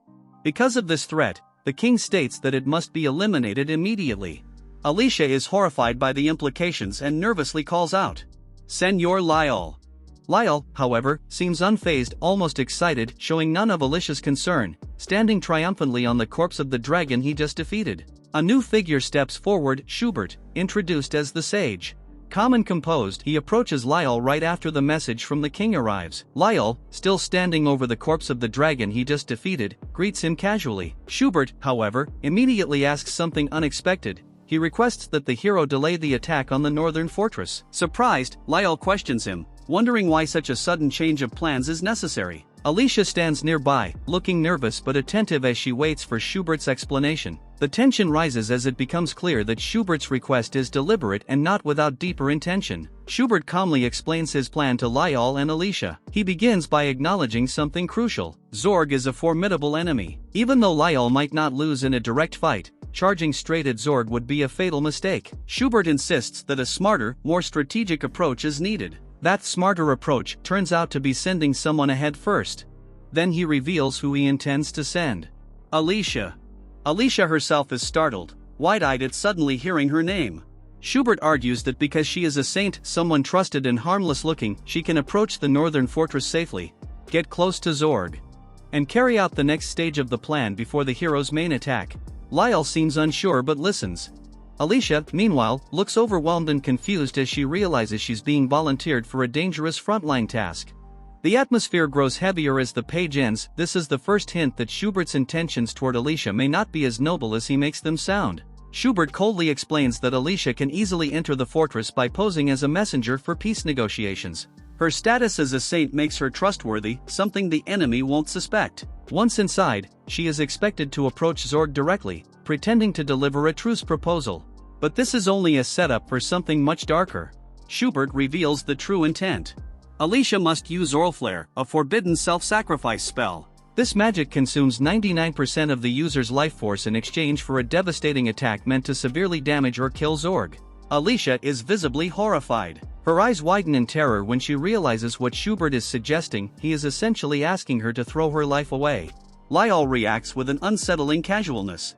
Instead of concern, he seems intrigued by the idea of Alicia using such a reckless spell, showing how desensitized and self-centered he truly is. Alicia and Lyle listen to Schubert's explanation about the spell Orlflare, and the atmosphere turns even heavier. Lyle, however, reacts with unsettling excitement. Smiling brightly, he summarizes the spell in the simplest and scariest way possible: a self-destruction magic meant to deal massive damage to the enemy. Alicia, shocked, can barely speak. She understands the danger. This spell consumes 99% of the user's life force. Schubert confirms it. Yes, her life will be at risk, but insists that it's fine because they can just heal her afterward. He then adds a cruel justification: since Alicia is too weak to be useful in normal combat, this is the only way she can contribute. Alicia trembles, caught between fear and pressure, as the two men coldly frame her sacrifice as the logical, practical choice. Alicia silently endures yet another round of harsh criticism. Lyle happily praises Schubert's plan, calling it a good idea, while Schubert smugly reminds everyone of his status as a wise man. But beneath his polite tone, his true intention spills out. Alicia must prove her worth, or she'll remain nothing more than a burden. Alicia stands frozen, expression sinking as those words echo in her mind. Below, Lyle continues piling on the blame. Since the journey began, Alicia has only slowed them down, and at this point she's nothing but dead weight. Surrounded by judgment and pressure, Alicia hears her name called again, and the weight of expectation settles heavier than ever. Schubert corners Alicia with cold pressure, repeating that she must be useful or become a burden. Alicia, visibly trembling, is overwhelmed by fear and guilt as his words echo in her mind. He then asks her directly, almost commandingly, whether she will follow his plan. Crushed by the expectations and emotional manipulation, Alicia forces herself to agree. With her voice breaking, she finally answers that she will sacrifice herself gladly, though it's clear she's anything but willing. The scene closes ominously on the snowy mountains, signaling the tragic path Alicia believes she must now walk. The scene next opens with a look into Alicia's past, showing her as a cheerful young girl holding her parents' hands. We learn she was a noble daughter of the empire, raised in comfort and surrounded by warmth and stability. Her family was deeply religious, visiting the church regularly, and Alicia herself was a devout believer from a very young age. Until the tone suddenly shifts. It reveals that on one particular day, a tragedy struck, disrupting the peaceful life Alicia had always known. The flashback turns violent as Alicia's memory reveals the true nature of the tragedy that shattered her childhood. A group of armed brigands storms the church, taking control of it while shouting accusations that the place is a nest of heretics aligned with the sacred kingdom. Chaos erupts inside the sanctuary, terrified worshippers are attacked without mercy. Amid the confusion, Alicia's parents are brutally killed, leaving her alone and helpless. The invaders, driven by fanatic hostility, declare they will purify the church, showing no remorse or hesitation. This moment marks the traumatic loss that changed Alicia's life forever, the destruction of her family, faith, and childhood security in a single horrific event. The chaos in the church escalates as young Alicia is seized and held hostage by one of the attackers. Terrified and crying for help, she struggles while the worshippers look on helplessly, unable to intervene. Just when the situation reaches its most desperate point, someone suddenly intervenes. This rescuer acts swiftly and decisively, stopping the attacker and ending the threat posed to Alicia. A young military officer, clad in imposing armor, who arrives with overwhelming force. He cuts through the rioters with absolute precision and power, instantly turning the tide of the chaotic assault on the church. He was a Unico, young official, highlighting both his exceptional skill and the impact of his intervention. This moment marks the beginning of Alicia's connection to the man who saved her life, a defining event that will shape her destiny. The aftermath of the rescue unfolds, revealing just how overwhelming the young officer's power truly was. The bodies of the attackers lie defeated, and this emphasizes that his strength was incomparable, far beyond anything the common people had ever witnessed. Even though he had just saved everyone, the entire church is frozen in shock, unable to move or speak, stunned by both the sudden violence and the sheer might of their savior. Yet among all the terrified onlookers, only young Alicia reacts differently. While everyone else stands petrified, she instinctively runs toward him, her fear overridden by gratitude and awe. Alicia, still trembling from the terrifying ordeal, stands before the man who saved her. Instead of words, he gently places his hand on her head, a gesture unexpectedly soft coming from someone so fearsome in battle. Alicia looks up at him wide-eyed, tears still clinging to her lashes, shocked, relieved, and comforted all at once. After investigating, she would come to understand more about who this mysterious warrior was. But in that moment, all she sees is a rough, confident smile on his face. A smile that leaves a deep impression on the young girl who had just been rescued. The identity of the man who saved young Alicia, his name was Zorg. As he walks away from the blood-soaked church, Alicia watches his back, small, shaken, but deeply moved. Over the years, she learns more about him. Zorg's rough personality and unyielding strength earned him many enemies, and rumors said his life was filled with endless conflict. Yet to Alicia, none of that mattered. He had been her savior. Time passes, and Alicia grows. While others feared Zorg, she prayed earnestly, her heart devoted to him. She wished, truly wished, for just one thing: to one day be able to support him. As the years passed, Alicia matured, growing into her sacred role to the point where she received the prestigious title of saint. Meanwhile, Zorg's reputation had transformed as well. By this time, he was widely known throughout the empire as a villainous general, feared for his brutality and merciless strength. But to Alicia, these rumors meant nothing. She still held a quiet, unwavering hope deep in her heart. A hope that one day she could join the Imperial Army and finally serve under Zorg, the man who once saved her life. Even as the world condemned him, Alicia's devotion only grew stronger. Alicia's hopes of serving Zorg take a sudden, painful turn. The church issues a strict order. She is to be sent to the Holy Kingdom. Because of her unwavering faith, Alicia cannot refuse. She has no choice but to obey. But this assignment places her in direct opposition to the very man she admires. As a newly appointed member of the Heroes Party, she is now considered someone standing against Zorg. And the mission given to her is a horrifying one. A self-destruction mission, intended to eliminate Zorg from within. Ironically, this task would put her under Zorg's side once more, but not in the way she had ever wished. Instead of supporting him, she is being used as a sacrificial tool to destroy him. Alicia realizes this truth with shock, her eyes wide as the weight of the mission settles over her. Alicia finally learns the full, terrifying weight of the mission forced upon her. The spell she is expected to use, Auroflare, is revealed to be a forbidden self-sacrifice magic, one that exchanges the caster's own life force to deal a fatal blow to the enemy. Her task is clear. She must use Oral Flare to kill Zorg. In the inevitability of her current situation, refusing was impossible, not because she agreed with the mission, but because the one who wields the sacred sword Zigofan, the hero Lyle, makes opposition unthinkable. Alicia stands silently,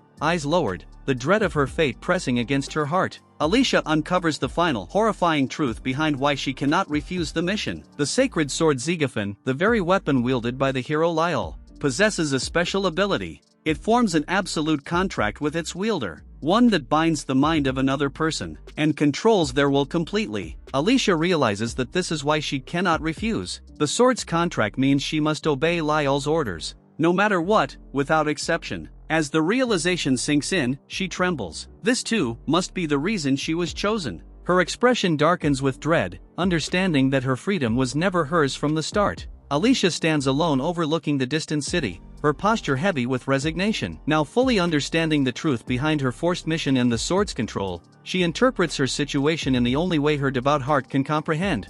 She believes this is a punishment that God has given me. Her words reveal a deep internal struggle. Instead of blaming the church, the hero, or the cruel circumstances, she turns the suffering inward, convinced that her fate is a divine sentence she must endure. Zorg is shown surrounded by shelves of books and scattered documents, deeply immersed in research. The image contrasts sharply with his reputation as a brutal warrior. As he flips through volumes, he thinks to himself, I need information. To prevent ruin, the most important thing is to understand exactly. His expression tightens, showing determination and concern. He is trying to grasp the truth behind the coming threat, searching for knowledge that may change his fate. As Zorg continues reading, he uncovers unsettling information about how this world truly functions. According to the books, the world follows the same rules as the game to an extent he never realized. They explain that individuals like him, born with extraordinary strength, are identified and recruited by the nation almost from birth, long before they can understand anything about the world. But the records also mention something he finds shocking. Even among the strong, some never have their abilities recognized, and those neglected individuals often end up turning into bandits.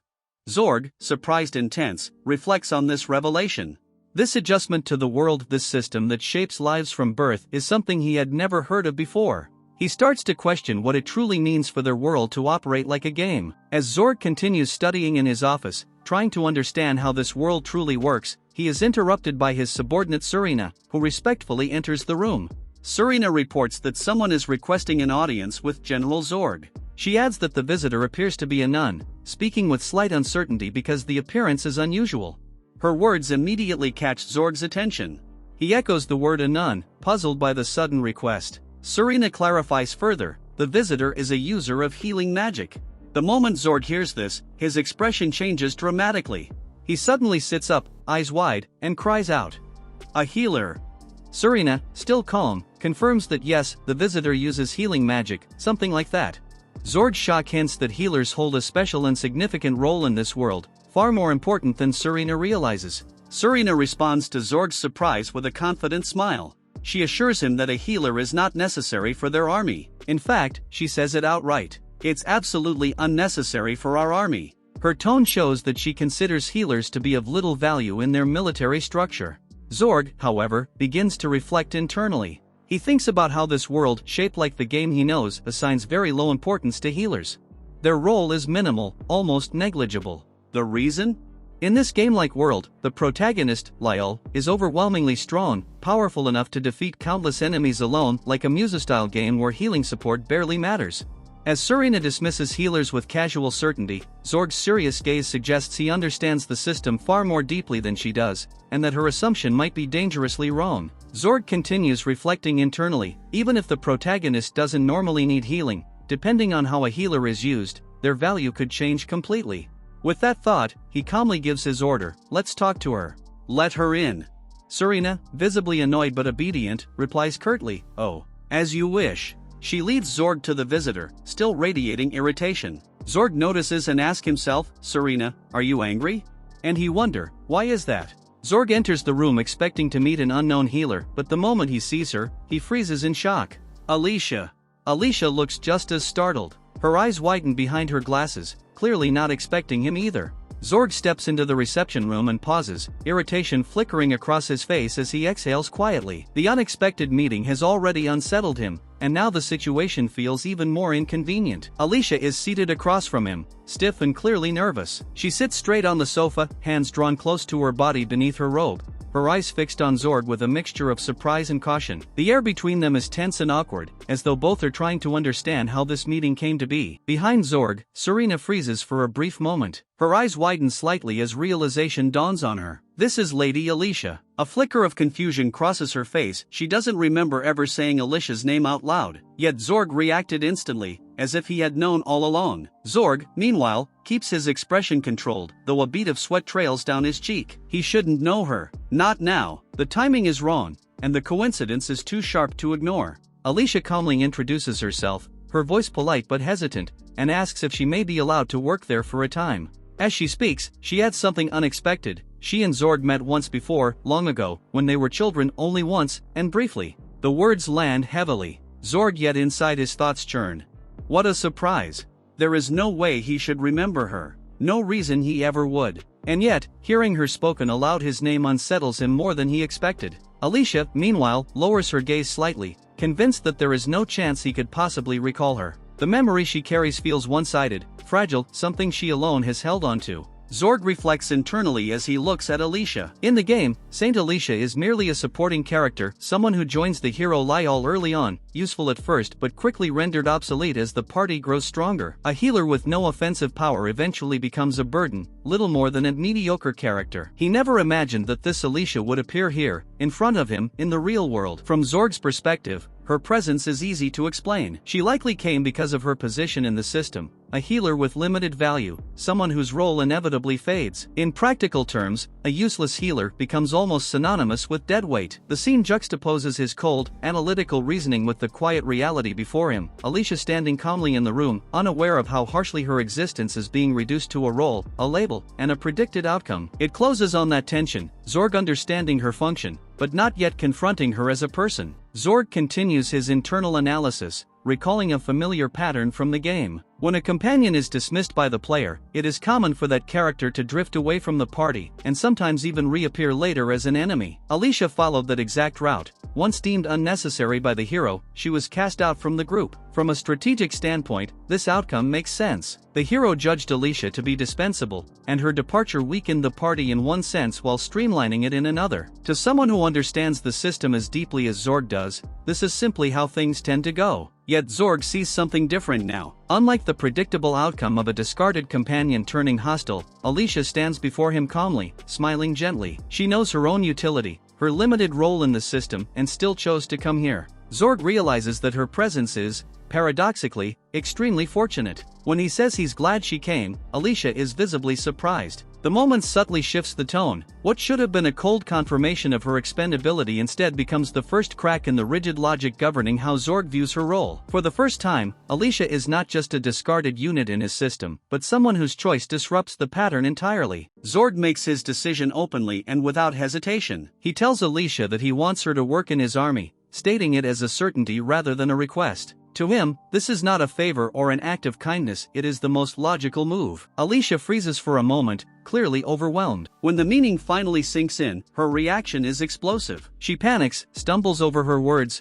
and then blurts out her acceptance with full force. Her composure completely collapses, replaced by raw shock and relief. From Zorg's perspective, everything has aligned perfectly. The timing, the circumstances, and Alicia's presence all fit into place. Internally, he recognizes her as the right character arriving at the exact right moment. What remains now is execution, putting this unexpected piece into motion. With Alicia's acceptance settled, Zorg immediately shifts into command mode. Without hesitation, he turns to Serena and orders her to take care of Alicia properly, making it clear that this responsibility is now hers. Serena reacts with visible surprise at being singled out, but she quickly straightens up and accepts the task. Zorg then adds a practical follow-up. He instructs Serena to prepare a formal contract and to arrange Alicia's working conditions right away, bluntly admitting that paperwork is not his strength. The tone makes it clear this isn't a suggestion, it's an immediate order. Her response is nervous yet sincere. She assures Zorg that he can count on her, even as her expression betrays a bit of pressure from the sudden responsibility. As Serena leaves to carry out Zorg's orders, Zorg reflects on his own past,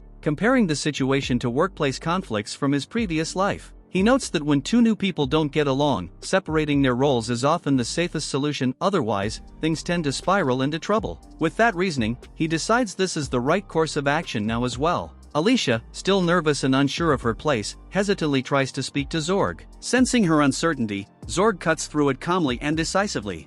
Instead of over-explaining, he simply tells her to follow him, assuring her that she'll understand everything soon enough. When Alicia asks what kind of job she will be doing, Zorg doesn't give her a clear answer yet. His response reinforces his authoritative nature. He's already made a decision, and explanations will come later. Zorg brings Alicia to an elevated balcony overlooking a large training ground. Below them, dozens of soldiers move in perfect synchronization, leaping, striking, and clashing weapons in an intense, almost overwhelming display of force. The scene is chaotic yet disciplined, showing the sheer scale and combat focus of Zorg's army. Alicia freezes as she takes it all in. Her eyes widen behind her glasses, and her expression shifts from nervous curiosity to pure shock. She struggles to even put words together, quietly wondering what she's looking at and why she's been brought here. Zorg calmly explains what she's seeing. This isn't mock combat or basic drills. His soldiers train with real iron weapons, not wooden ones. The exercises are conducted under near-battle conditions, pushing the soldiers until they reach their physical limits. When they collapse from exhaustion, the training doesn't end. Zorg explains that they are fed large amounts of magical beast meat to rapidly restore their strength, and once they recover, they are sent straight back into combat again. The cycle repeats relentlessly. To Zorg, this method is completely natural. It's simply how his army is forged, through real pain, real danger, and continuous pressure. Alicia, however, is left stunned. Her quiet reaction of incredible carries a mix of awe and unease, as she begins to grasp just how extreme and merciless the standards of Zorg's army truly are. Alicia listens to Zorg's explanation and finally voices what she had been thinking. She admits that she had heard stories saying Zorg treated his soldiers like disposable pawns. Seeing the brutal training with her own eyes makes her fear that those rumors might be true. The moment her thoughts slip out, Alicia panics. Realizing how disrespectful her words sound, she immediately apologizes in a rush, bowing deeply and begging for forgiveness for speaking out of turn. Zorg, however, doesn't take offense. Calm and composed, he tells her that he understands what she meant. He even brushes it off with a bitter honesty. After all, in the eyes of the world, he is a villainous general. Zorg presses her gently, confirming her assumption outright. He states bluntly that training ordinary soldiers is pointless. He explains his reasoning without hesitation. In a world that functions like a Musou-style game, the difference in base attributes is overwhelming. Ordinary soldiers are little more than disposable units. If someone like him strikes them even lightly, they would be crushed instantly. From that perspective, pouring time and effort into training them seems meaningless. As rows of armored soldiers stand silently behind him,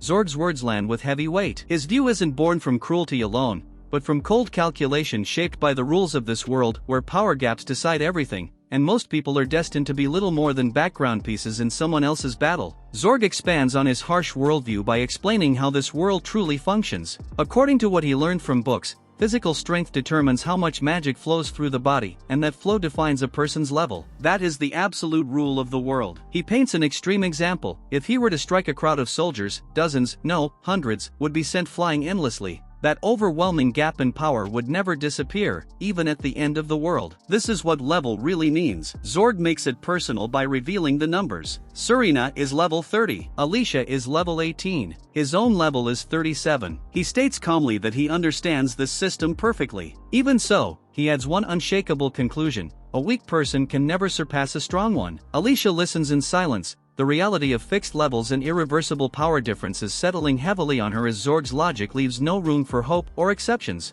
Alicia hesitantly challenges Zorg's absolute rule of power, asking if there might be exceptions, cases where the weak could surpass the strong. Zorg responds with a confident, almost amused smile. He admits that such ideas exist as an official excuse, a convenient story people tell themselves. Still, he does not completely dismiss it. In theory, exceptions could exist. However, he immediately reframes the idea. Even if such exceptions were real, they would not happen naturally. For Zorg, turning the weak into the strong is not a miracle, it is a duty. Training, discipline, and forceful methods are obligations imposed by those in power. As he turns away, Zorg declares that he must return to training his troops. Alicia remains behind, kneeling and silent, absorbing the contradiction, a world that claims growth is possible, yet demands cruelty and relentless pressure to make it happen. Alicia reflects on the ideology she has come to understand. Lyell's philosophy values the strong and discards the weak. It is a way of thinking so deeply ingrained that, as she realizes, it would never even cross Lyell's mind to question it. Alicia hesitates, sensing the weight of this belief, but also sensing that something about it feels incomplete. Zorg interrupts her thoughts and turns directly to her. He tells her that what matters most is not others' way of thinking, but whether she herself can think differently. The question catches Alicia completely off guard. Before she can properly respond, Zorg cuts the moment short with a firm order. She will begin working immediately. Startled, Alicia instinctively answers yes, still processing his words. The training yard is littered with fallen soldiers. Bodies lie sprawled across the stone floor, armor dented, limbs trembling, breaths shallow and uneven. Sweat drips down their faces as groans escape their throats, every one of them pushed far beyond their limits. Zorg calmly explains that this is a task only a healer like Alicia can perform. To him, the answer is obvious. Alicia, standing behind him, stiffens in shock as she looks at the scene below, her hands tightening against her chest as panic rises in her voice. She asks what she is supposed to do, clearly overwhelmed by the brutality in front of her. One of the soldiers gasps for air, his vision swimming. His body refuses to respond, and despair creeps into his thoughts. If this continues, he feels he would rather die than endure another moment. Another mutters weakly that he cannot move anymore, that he is too exhausted even to stand. Alicia steps closer, instinctively reacting to their suffering. She kneels beside one of the collapsed men, her expression torn between fear and resolve. When the soldier tries to move, she immediately stops him, her voice firm despite her trembling hands, telling him not to move. She closes her eyes and raises her hand, focusing her trembling breath. Soft light gathers around her palm as she activates healing magic for the first time in this role.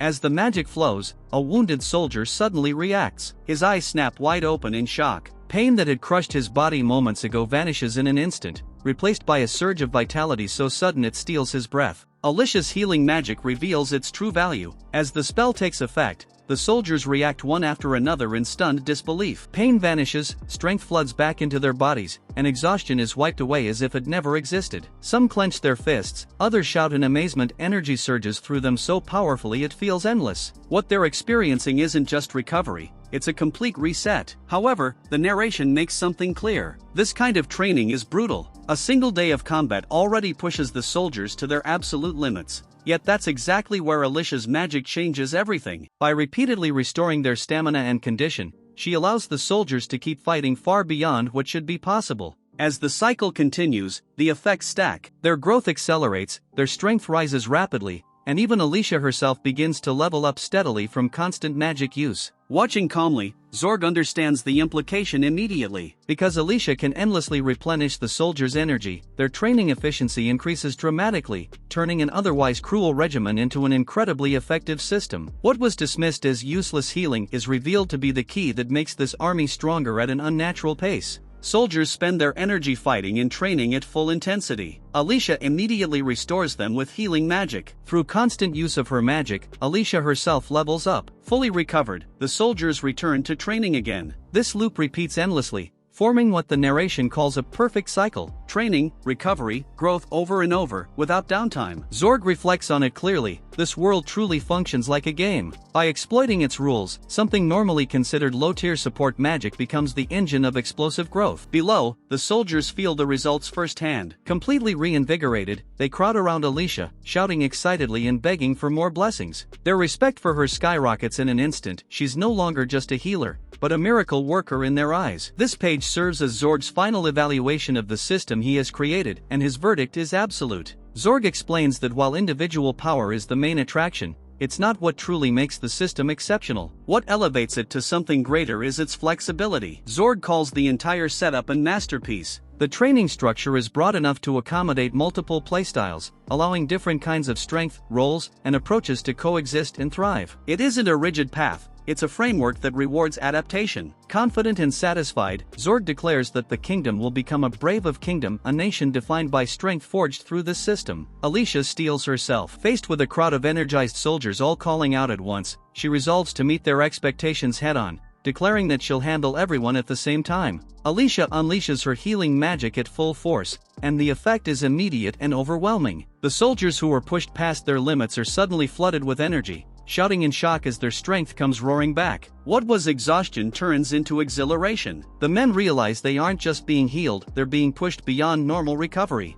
One after another, they shout in disbelief, calling it a miracle, calling Alicia a saint, their bodies overflowing with renewed power. At the center of it all, Alicia hovers in the air, glowing, visibly straining as the magic pours out of her. She's no longer just supporting the training, she's driving it. The soldiers' voices rise together as they call Alicia saint, their awe no longer restrained. Surrounded by the echoes of praise, Alicia stands at the center, hands clasped, her expression bright and flustered, but unmistakably happy. She realizes something new is happening inside her. As she listens to their voices and feels their gratitude, a quiet thrill runs through her. This overwhelming response, this warmth in her chest, is something she's never experienced before. For the first time, Alicia becomes aware of the satisfaction that comes from being needed, from being praised, from having her power openly celebrated. Alicia's bright, innocent smile fills the page, and it immediately catches Zorg's attention. He notes how genuine her expression is, realizing that simply watching her is enough to understand her value. As he observes her reaction to the soldier's praise, Zorg reflects internally and draws a parallel to his past life. The scene briefly shifts to a workplace setting from another world, where a new employee is left idle because they can't keep up with the tasks. Being useless while others work only leads to frustration and depression. This, he concludes, is simply human nature. Because of that, responsibility must be assigned. Zorg's philosophy becomes clear. When someone cannot perform a role, you don't abandon them, you find the work they can do and make them indispensable. Alicia's joy isn't just emotional, it's proof that she has finally been given a place where she belongs. Soldiers celebrating enthusiastically, their morale high after being given proper roles and purpose. In contrast, Zorg's inner monologue returns briefly to his past world experience, reinforcing the idea that assigning the right work to the right person benefits both the individual and the organization. A system where people contribute meaningfully creates happiness on all sides. For Zorg, this confirms that his approach is correct. This is the path of the tyrant, not cruelty for its own sake, but absolute efficiency, where every piece on the board is used to its fullest potential. The final panel centers on Zorg's sharp, confident smile. With the foundation now set, Alicia's role established, the soldiers growing stronger, and the system functioning as intended, he declares that it is time to move forward with the strategy. The scene opens peacefully over the castle, signaling the start of a new phase. The soldiers leave training drenched in sweat but smiling. Instead of exhaustion and complaints, they're filled with excitement. Their muscles ache, their bodies feel heavy, yet they describe it as amazing. The change is obvious. They openly praise Alicia's healing magic, calling it the best and thanking her sincerely. Meanwhile, Alicia watches them with wide eyes. She quietly questions something important. Why does these ordinary soldier have this much endurance? She begins to understand. This is exactly what Zorg designed, a system where pain, recovery, and growth blend together so smoothly that the soldiers begin to crave the process itself. Alicia then begins highlighting Zorg's skill and leadership. According to rumors spread across the world, Zorg is known as a terrifying general, someone brutal, cruel, and ruthless on the battlefield. His reputation paints him as a merciless commander feared by both enemies and allies alike. However, the truth is quite different. Among his own soldiers, Zorg is actually respected and even liked. His unique training methods energize the army, pushing them to grow stronger while keeping their morale high. The soldiers feel motivated under his command rather than oppressed. Alicia continues explaining why Zorg is different from other generals. Normally, when someone rises to the rank of general, they become distant from ordinary soldiers. Many commanders barely even acknowledge the people under them. But Zorg is the opposite. He personally pays attention to each soldier and takes proper care of them. Because of that, the troops trust him deeply and gather around him comfortably, laughing and speaking with him as if he were close to them.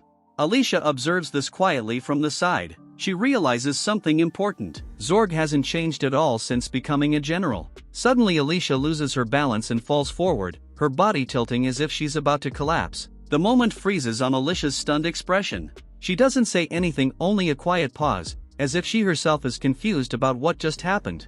A nearby soldier notices immediately. Shock spreads across the group as someone shouts, "Saint!" Alicia collapses onto the ground, landing on her hands and knees. The soldiers around her immediately panic and rush toward her, shouting in alarm and asking if the saint is alright. Trying not to worry them, Alicia quickly reassures everyone. She forces a calm expression and says she's fine, just a little tired. Her words ease the tension among the soldiers, who feel relieved hearing that nothing serious happened. But suddenly, Alicia hears something. As she steadies herself, she hears a familiar voice. Alicia looking surprised and attentive as she recognizes his voice, signaling that Lyle has arrived and is now addressing her directly. He speaks to her calmly, calling her by name and remarking that she seems to have integrated quite well with the soldiers. He then adds that they have already arrived near the fortress, suggesting it's time to move. Lyle's words hit Alicia hard. He calmly tells her something shocking: she can destroy herself whenever she wants. The statement is blunt and unsettling, making Alicia freeze in place with wide, stunned eyes. In that moment, Alicia understands something painful. Lyle no longer sees her as an ally. In fact, he doesn't even consider her important enough to say it openly, but his attitude makes it obvious. To him, she is simply a piece in the system, someone whose actions are her own responsibility.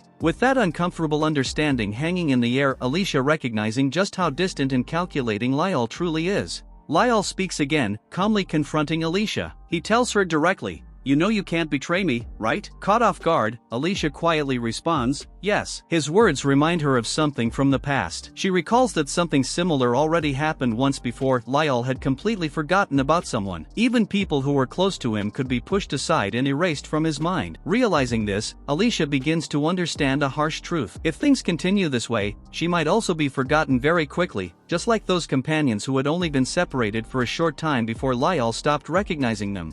Suddenly, Zorg lifting her effortlessly in his arms before she can collapse to the ground. The moment is abrupt, and Alicia looks shocked, clearly not expecting it. Zorg's expression immediately turns serious. Looking down at her with concern, he calls her name and say, "Are you all right?" Still carrying Alicia in his arms, Zorg listens as she hurriedly insists that she's fine and asks him not to worry. Flustered and embarrassed, she tries to convince him there's no need for concern. Calmly but firmly, he tells her he has already received reports from the soldiers about her condition. Because of that, he has decided to take her to the infirmary regardless of her protests. Alicia is surprised and slightly confused by his reaction. She wonders if he dislikes her or if she has done something wrong. Zorg quickly clears that up. He explains that taking care of the physical condition of his subordinates is part of his duty as a commander. Even if she doesn't like it, she'll have to endure it for now. Hearing this, Alicia realizes his actions aren't harsh, they're simply the responsibility of a leader who genuinely watches over his people. Alicia suddenly breaks down emotionally. Tears run down her face as she cries out in frustration. What's the point of being a saint? Inside, she feels powerless. Even though she carries the title of the kingdom's holy healer, she believes that in reality she can't accomplish anything on her own. Meanwhile, Zorg watches her calmly from the side. His expression is serious but not mocking, as Alicia faces her growing inner conflict and insecurity. As the burden of being the saint begins to weigh heavily on her, she bitterly reflects that, if the messenger of God heard her struggles, they might just laugh at how helpless she is. Zorg walks away while carrying Alicia in his arms, leaving the area calmly. Alicia, still shaken by her own feelings, continues thinking to herself, "I'm just a weak person." Her confidence is completely broken in that moment. Back inside the building, someone notices Zorg leaving and calls out, "Zorg-sama," surprised by the situation. Serena, with a cold expression, quietly comments, "With that woman, don't you think you're trusting her a little too much?"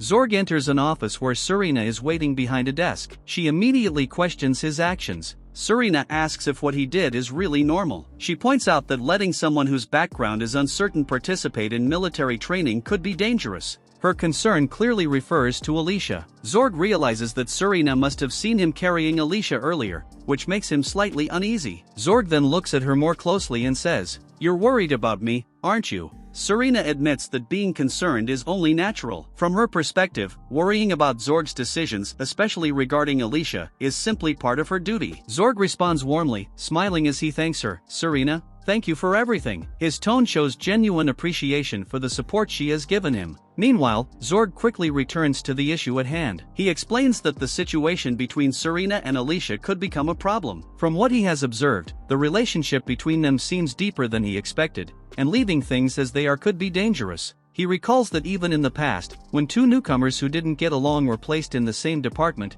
it caused trouble. Because of that experience, he believes ignoring the situation now could lead to serious complications later. Zorg explains that if a problem is likely to affect the workplace, it must be handled immediately. He recalls a past experience where two people who didn't get along were placed in the same department, which made the work environment miserable for everyone. Because of that, he believes problems should be addressed before they grow worse. While she talks, Zorg seems to think for a moment. Serena notices and asks if he said something, but he simply replies no. Then Zorg changes the subject. He tells Surina they will proceed with the usual thing, and asks her to prepare everything as soon as possible. Confused, Surina asks what he means by that. Zorg clarifies that there is a job he wants to assign to her, suggesting that he already has a plan in mind. The scene shifts to a large pot cooking over a fire, steam rising as someone declares, "It's time for a feast." Nearby, several soldiers gather by the window, looking toward the source of the food with curiosity and excitement. Suddenly, Surina comments quietly, seriously, sounding surprised by what's happening. The feast preparations begin, but the atmosphere between the two women is clearly tense. Surina reluctantly helps with the cooking, standing beside Alicia near the large pot. Even though it was Zorg's order, Surina complains internally, wondering why she has to do something like this. Still, she accepts it and says that complaining won't help, suggesting they divide the work and move forward. Alicia calmly focuses on preparing the ingredients, while several soldiers watch them from the window with curiosity. Meanwhile, elsewhere, the soldiers report to General Zorg that the atmosphere between the two women seems very tense, asking if it's really okay to leave them together. Zorg remains thoughtful and thinks that this is actually his way of dealing with people who don't get along, bringing them together so they can eventually learn to work with each other. Zorg explains his reasoning behind the task he gave them. He believes that simple cooperative work, like cooking, is the best way to improve teamwork between people who don't get along. He recalls that in the past he organized a barbecue by the river for new recruits. The goal was simply to help them bond and work together. Even though he had never cooked before at that time, he thought it would work out somehow. Meanwhile, in the kitchen, Surina and Alicia begin dividing the tasks. Trying to keep things practical, Surina says she will cut the vegetables, while Alicia can handle the fire and cut the meat. Despite the tense start, they begin working side by side, slowly moving forward with the cooking. As the cooking continues, Alicia suddenly becomes much more positive. With a bright smile, she says she's happy to work together, and volunteers to prepare the pot. Watching from the window, the soldiers notice the change and comment that at least the two of them are cooperating now. The tension from earlier seems to be easing. However, the calm moment doesn't last long. Alicia suddenly begins cutting the meat with incredible speed and force, her knife slicing through it with explosive precision. The movement is so intense that the soldiers watching are shocked and shout, "What is that?" Alicia confidently continues preparing the meat. Smiling calmly, the soldier critiques the cut and says the pieces are too thick. With incredible speed, her knife flashes through the meat. The motion is so fast and clean that it looks almost like a combat technique rather than cooking. The soldiers watching from the window are stunned. They shout in horror, pointing out how bad Alicia's knife skills are. Surina also begins cutting the vegetables, but she does it with extreme speed and precision. Her knife moves so fast that pieces of vegetables fly in every direction. Calmly, she insists that she's only cutting quickly, but the results look chaotic. Vegetables scatter everywhere while she continues chopping without slowing down. The soldiers watching the scene panic and complain about the cooking. The meat pieces are too large to cook properly. The vegetables are being smashed into tiny fragments. They're also adding far too many seasonings. One of them even cries out that the food is valuable and they're wasting it. The chaos in the kitchen reaches its peak. The soldiers watching the cooking become furious and desperate. Food is flying everywhere, ingredients are being wasted, and the meal they were supposed to eat is being destroyed. One of the soldiers shouts for General Zorg to do something, warning that if this continues, their dinner will be ruined. The narration notes that the soldiers' outrage is understandable. However, Zorg's reaction is even stronger. His face tightens with anger, his fist clenches, and the narration reveals something surprising. His anger is even greater than the soldiers. Inside his mind, Zorg can't stand the scene any longer. Seeing such a disaster in the kitchen is unbearable for him. It's revealed that he once obtained a cook's certification, and because of that, witnessing such terrible cooking deeply offends him. As he watches the ruined ingredients and chaotic cooking, he thinks to himself that he simply cannot tolerate it. Zorg finally reaches his breaking point. Unable to tolerate the disastrous cooking any longer, he suddenly bursts forward and shouts loudly, declaring, "Leave it to me." His explosive entrance shocks everyone in the kitchen. Alicia and Surina are startled as the general steps in to take control. Zorg immediately begins giving strict cooking instructions, his voice full of authority. When using a knife, shape your hand like a claw to hold the ingredients safely. Cut with rhythm instead of randomly swinging the blade.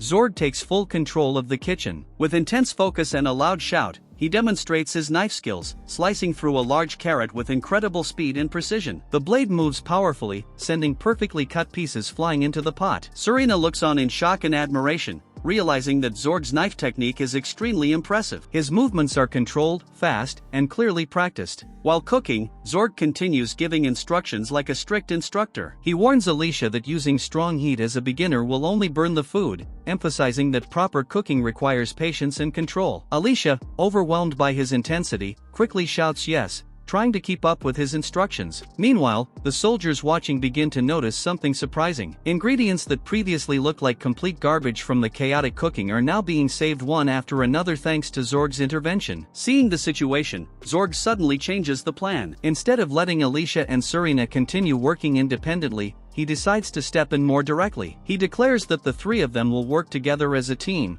turning the disaster into a cooperative effort. From the soldiers' perspective, this is exactly what they expected from their commander. General Zorg stepping in to restore order and rescue the meal. Alicia and Surina continue working together in the kitchen, now following the general's guidance. From the distance, the pot quietly continues cooking as they add ingredients under his supervision. Meanwhile, Zorg reflects calmly, thinking that a proper strategy must always adapt to the situation. What began as a disaster was turned into a workable plan by adjusting roles and cooperating. He even compares it to the mindset of a salaried worker, someone who survives by adapting and handling problems as they appear. The scene then shifts to Alicia walking alone through a long corridor inside the castle at night. The hallway is silent, lit only by the dim light from the windows and wall lamps, giving the scene a calm atmosphere after the earlier chaos. As she walks, the story focuses on her thoughtful expression, suggesting something is about to happen. Late at night, Alicia quietly walks through the castle corridors, clearly trying to move without being noticed. But suddenly, she falls. She looks tense and slightly out of breath, then a voice calls out to her. It's Surina, who has noticed Alicia wandering around at this hour. With her usual calm but slightly suspicious tone, Surina asks where Alicia is going, and told Alicia to don't try to give any excuses like it's for a late-night snack. Looking at her with a calm but sharp expression, Surina asks a straightforward question. Do you have some business with General Zorg? Her tone suggests she has already guessed Alicia's true destination. Alicia freezes for a moment, realizing she has been completely seen through. In her thoughts, Alicia admits something important. She has no intention of deceiving Surina. She knows Surina is perceptive and that lying would probably fail anyway. With a small sigh, Alicia internally admits that Surina's assumption is correct.